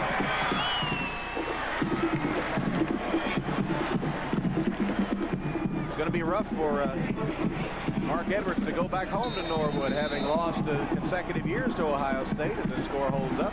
Although he says the Ohio State coaches, players, everyone were very cordial. The fans were not, however. They were a little rough. Fans are that way, aren't they? Trader was one of the kindest things they called him. Kinder has nowhere to go. No game. It's not a good idea to run a delay against this defense. That's what Kinder's saying. Straight ahead. Let's go straight ahead. Here's Katzenmoyer. Last year at this time, he was also preparing for a big game, Grove City High School. He was a senior. He said, our big rival. This kid has walked in here like he's played college football for the last 3 years.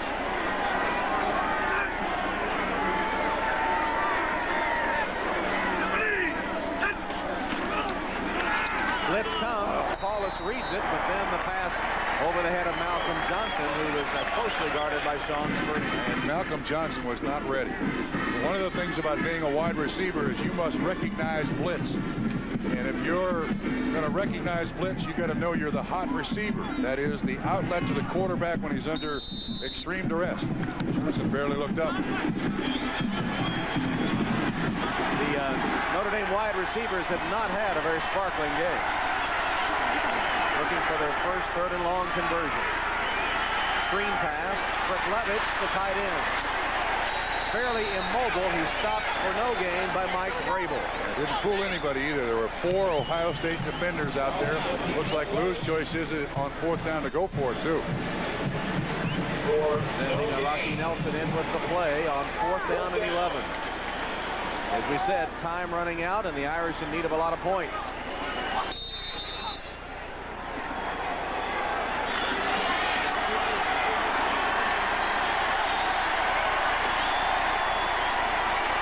Two for 4 this season.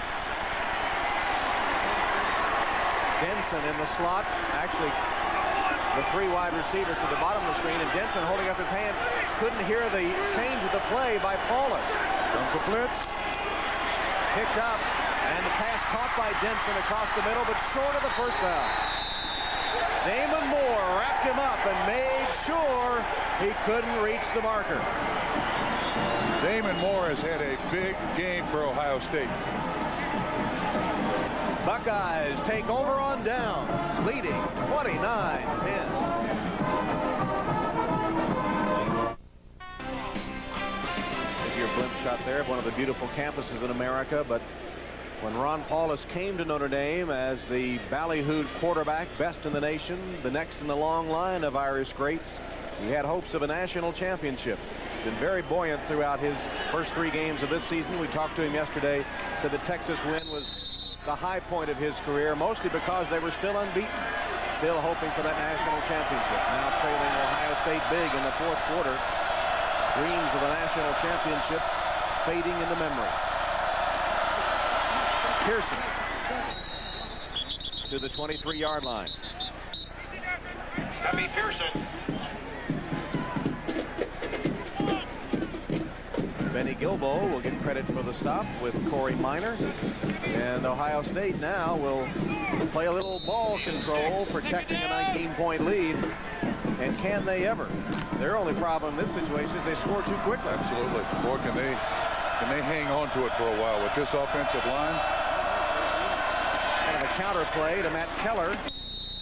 Gang tackled with Ronaldo Wynn and Alton Maiden leading the charge. Ronaldo Wynn knocked him off balance. We learned when we were at Columbus the other day at Ohio State, I asked John Cooper about the conditioning of his football team, and he said, this is a rare bunch. Now, in the summer, they all stay in Columbus, and they all voluntarily work out against each other, including NFL past Buckeyes who are now in the NFL. They get back and play against these kids. Sean Springs is covering Joey Galloway. It's a very entertaining and a very competitive thing, and he said these kids have a great work ethic. 3rd down.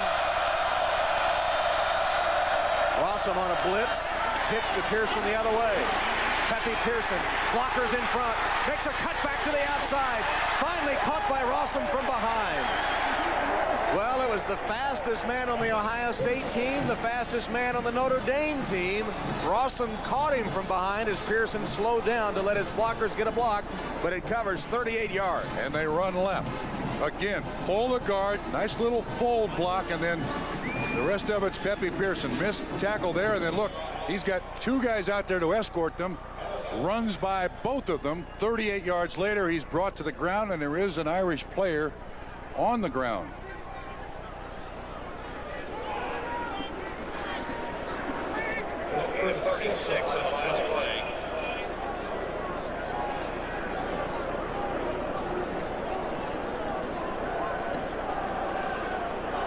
Now watch number 75 here.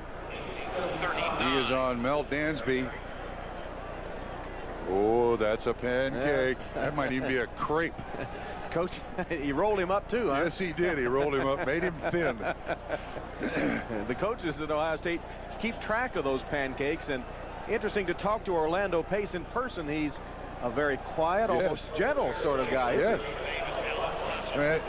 The thing about this young man at 6'6", 330, 340, he moves like he weighs 220, and he said, well, when I entered high school, I was 6'5", 290. So he's been this size for a while. Size 16 shoe then, too. Let's go to the sideline, and John Dockery. Doc? Hey, Tom, you know, quarterbacks have touchdowns, running backs have yards, defensive linemen have sacks. What does a poor offensive lineman have? Not much until now. Now offensive line has pancakes. And the king of the pancake is Orlando Pace. Coming into the game, he had 15, right? Today he got another, let's see, 1, 2, 3, 4. So that makes an unofficial total of 19 pancakes for the big man. And the big man could eat those pancakes, too, I guarantee you. He has helped Pepe Pearson outgain Notre Dame all by himself. Here's Pearson again. Fumble. Picked up by Notre Dame's Ivory Covington. So finally found a chink in Pearson's armor. A minute ago, Alan Rossum shaking up after tackling Pearson. This time it's Kenan Tatum that's down for Notre Dame. But the Irish defense does get the turnover. Pearson is human after all. Yeah, it looks like Dansby, 51, hit him from behind, but Notre Dame gets the ball back. After this fumble, now the Irish need to do something with it. We'll be back. Notre Dame needs a big play, but Lou Holtz has said repeatedly this is not a big play team. You don't get that ka-ching, ka-ching. It's more like drip, drip, drip. And they need some big plays, some points in a hurry. Notre Dame averaging just less than 3 yards a rush today. Ohio State over 5. Paulus airs it deep. Malcolm Johnson double coverage and broken up by Ohio State.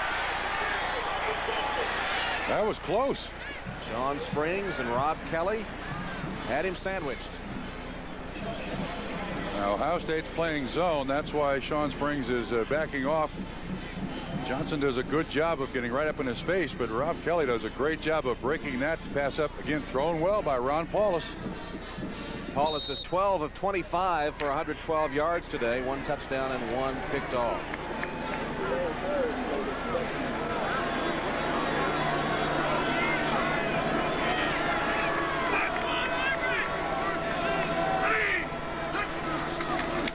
Option. Pitch it to the tailback, Denson. Into Notre Dame, or into Ohio State territory, and twisted down by Rob Kelly, short of the first down. And if you set up a football game, you want to stop their big guy. They've certainly done it. Anthony Denson today, when he's run free, he's going sideline to sideline, not end zone to end zone. 17 carries for those 56 yards.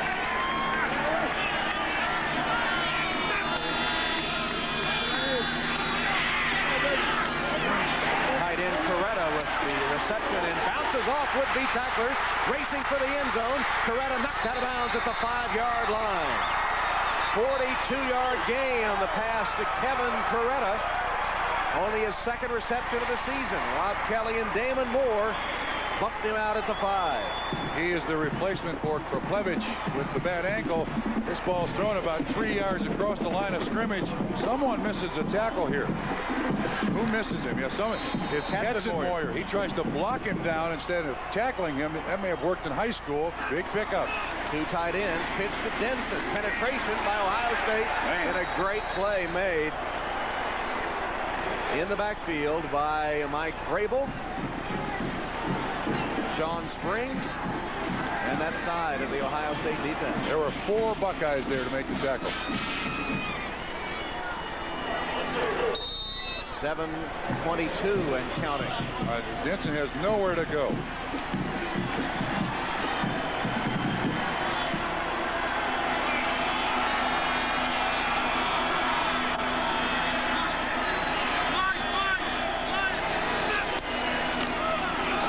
Draw play, Edwards. Mark Edwards, touchdown.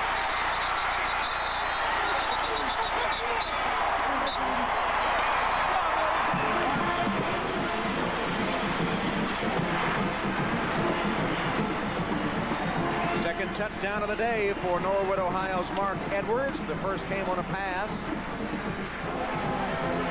Spread formation that time by Notre Dame. Draw up the middle to the fullback.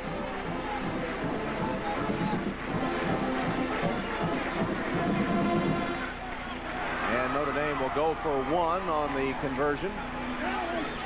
It looked like Lou changed his mind. He originally sent out the team to go for 2, and now he sends in the kicker.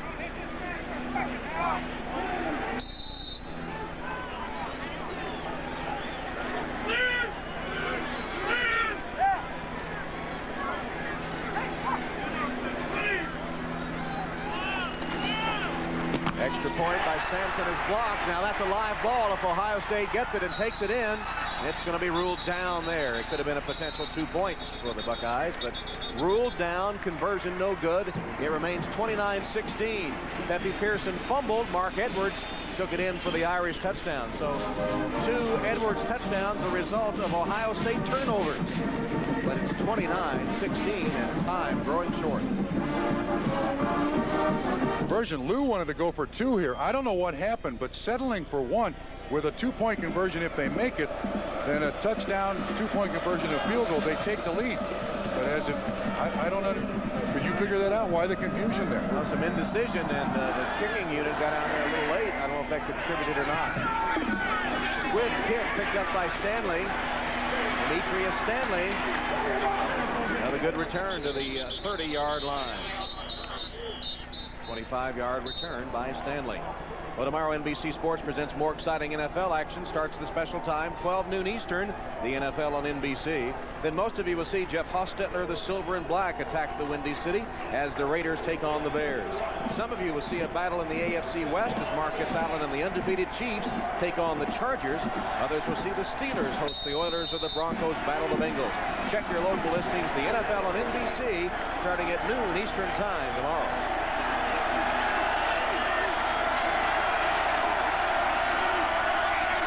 From the 31, Stanley Jackson still at quarterback for the Buckeyes.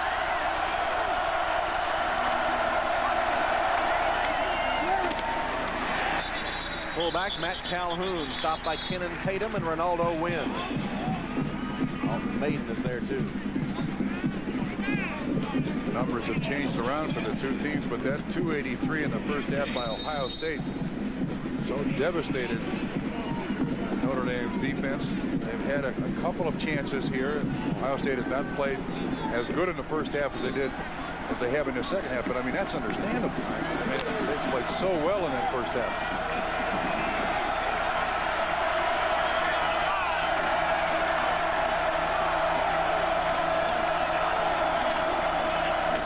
Pearson,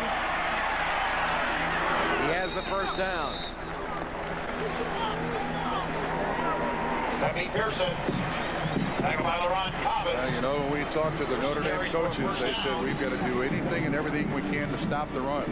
Last year, Eddie George had, I think, 207 yards rushing. Pearson has dominated this football game on offense for Ohio State. As outgained Notre Dame all by himself, has Pepe Pearson. Had the one fumble that led to the last Notre Dame score. Other than that, a flawless game. Joe Montgomery replaces Pearson here at tailback. And Calhoun, short game, maiden and win on the tackle. Pearson leaves the field. It looked like he sprained his ankle slightly. His left ankle kind of gets folded underneath him, but doesn't appear to be a serious sprain. 176 for the day. Gotta give him 45. Archie Griffin's old number.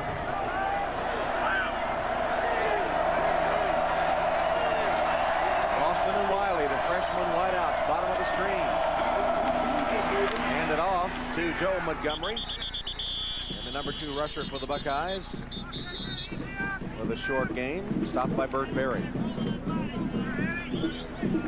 Clock down under 5 minutes. Irish need a quick stop, quick score. Notre Dame will have a week off before returning here to face the tough Washington Huskies. And for Ohio State, they go home, but the next opponent is Penn State.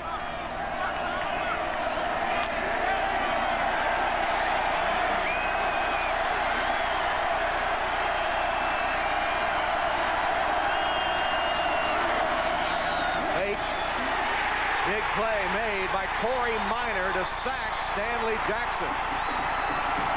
Jackson shaken up. Corey Minor did not buy the fake at all.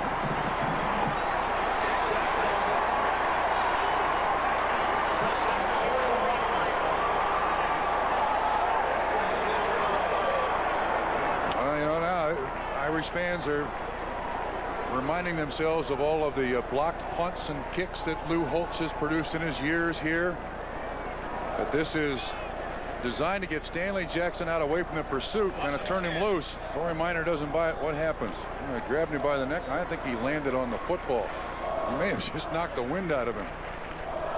See if he doesn't land on that football right in his breadbasket.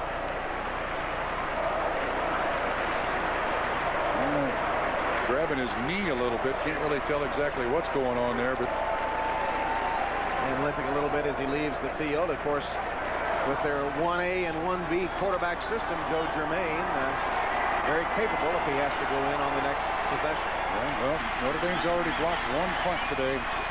Definitely need one here. Bartholomew to punt. And Autry Denson.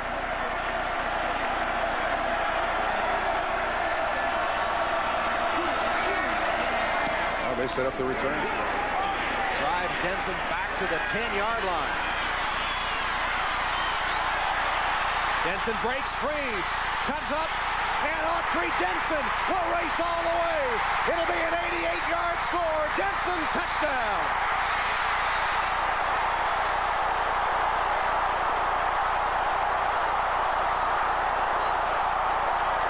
There is a flag back at the 20-yard line.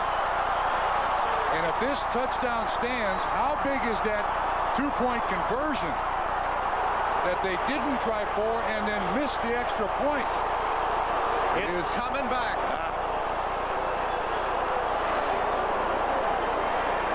An 88-yard punt return by Autry Denson, nullified by a penalty.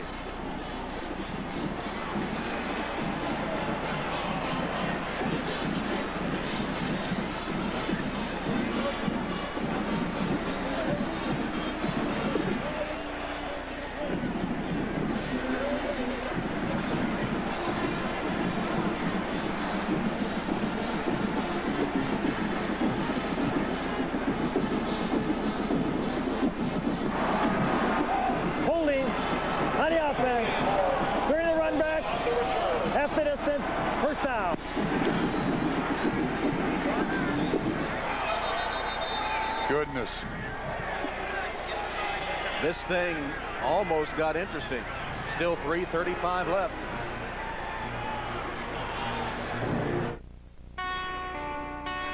You're no stranger to this. Return. You see Ty Good with a handful of jersey on Antoine Winfield, and that was the call. There's Good.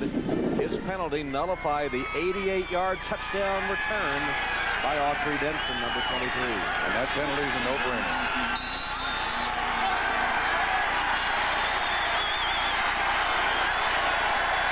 Irish now at their own 10, trailing 29-16. Clock shows 3:35.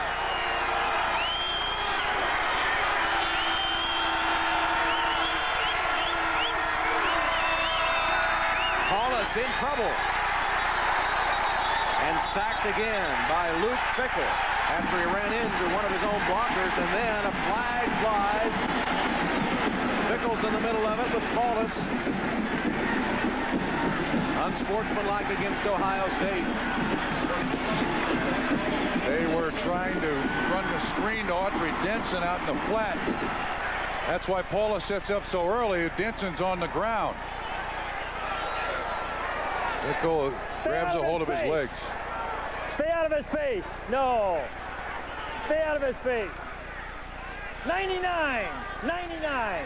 It's on Fickle. It's unusual to hear a referee give out numbers in college football. And the taunt call against Fickle, as Ohio State has been all over Ron Paulus. Even when they haven't sacked him, they've made his life miserable. Thrown the ball away 5 times in the face of pressure.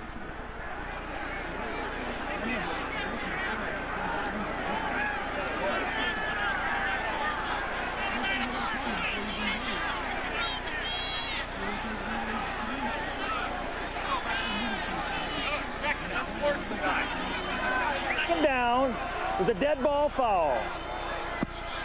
So they marked the yardage from the spot that he was sacked.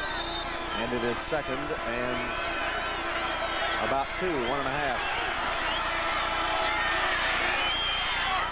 Paulus down the sideline. Malcolm Johnson battling Sean Springs. Springs wins that one. Pass incomplete. He's won most of them, frankly.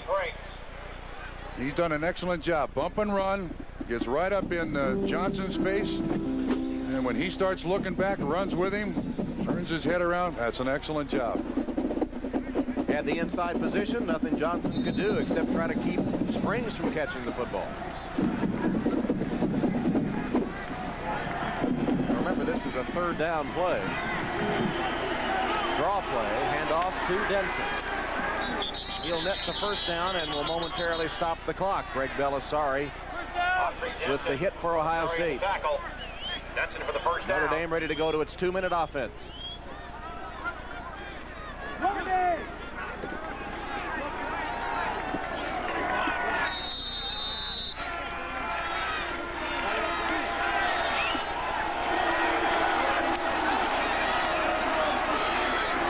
Paulus. Everyone was covered. And that was a dangerous pass. Springs had dead aim on it, and it was Malcolm Johnson that was able to knock it down.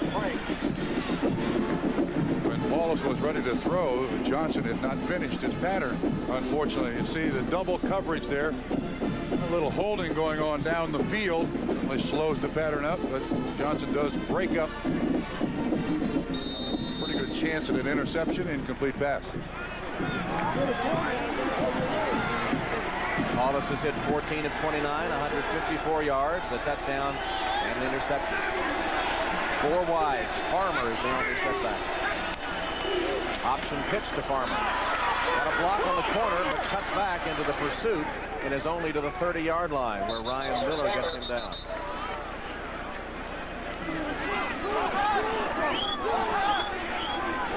Clock continues to roll, now to 2:30. Oh, this is amazing. They're trying to run a hurry up, and they changed 2 people on the offense here. Malcolm Johnson has to leave the field. Coretta, the intended receiver, and deflected. Ryan Miller, as Coretta found a little seam, but the ball was deflected and nearly intercepted.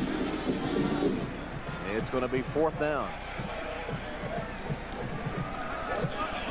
4th down and about 2 for Notre Dame. Approaching 2 minutes. They're 0 for 1 on 4th down conversions in this game.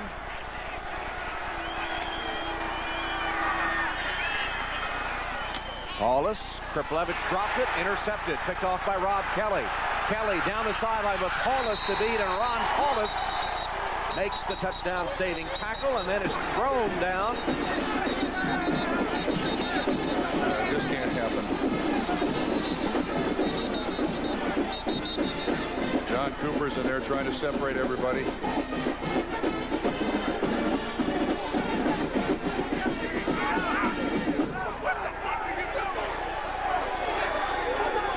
Still some pushing going on, and John Cooper, in fact, into it with the referee, Jim Kimmerling.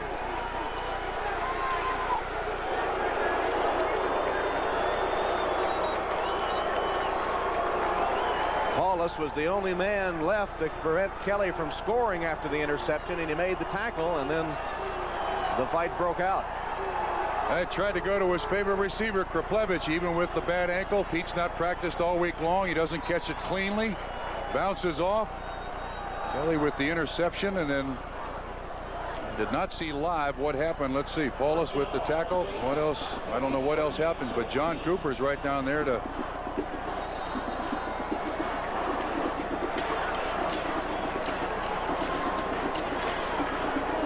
trying to get his kids away. He doesn't want an ugly incident here.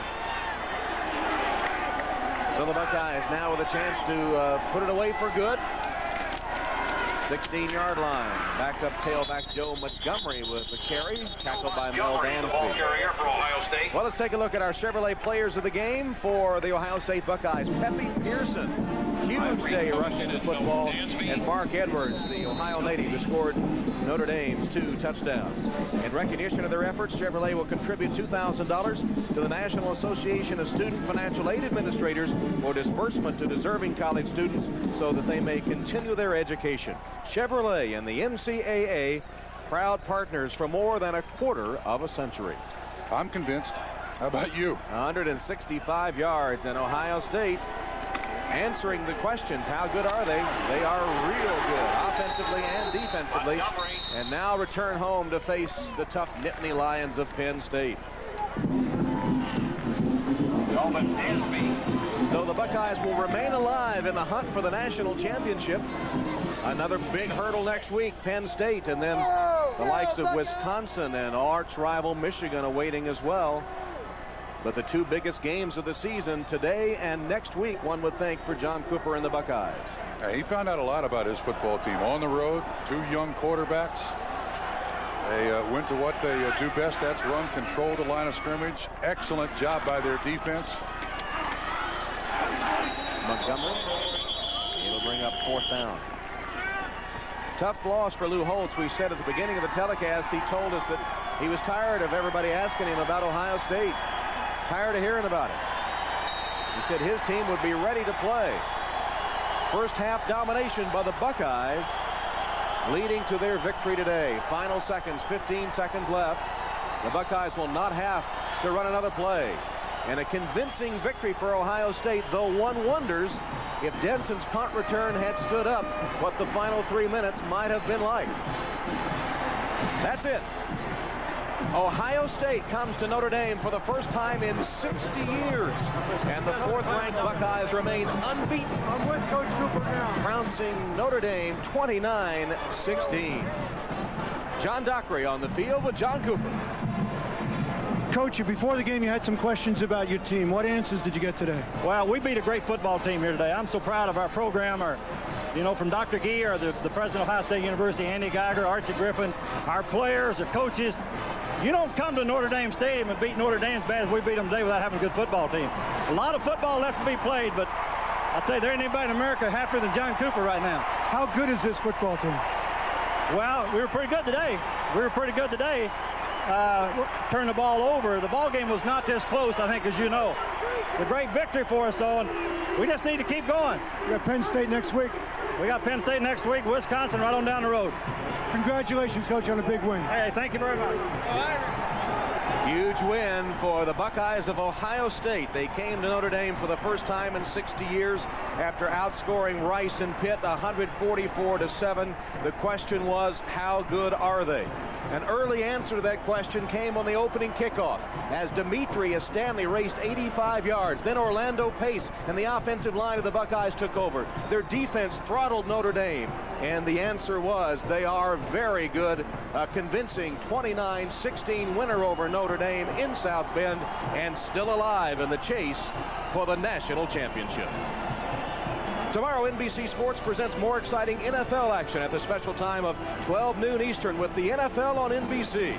Then most of you will see the silver and black attack the Windy City as the Raiders take on the Bears. 25-yard return. Remember, Notre Dame, the opening kickoff at home in the season in South Bend was a touchdown return that set the tone for their opener against Purdue at home. This set the tone for Ohio State. And then Pepe Pearson out of the backfield, the factor. Cooper put him out as a receiver. 26 yards here from Stanley Jackson down to the 1-yard line. And Ohio State would punch it in from there with who else? Pepe Pearson running in one other direction to the left. Ohio State jumped out to a 29-10 lead, hung on to beat Notre Dame 29-16, limiting the Irish to 126 rushing yards. The difference in this game, Pepe Pearson. He had 173 all on his own in 2 fewer carries. Denson, Kinder, and Farmer were held under 100 yards on the ground, where the Buckeyes win.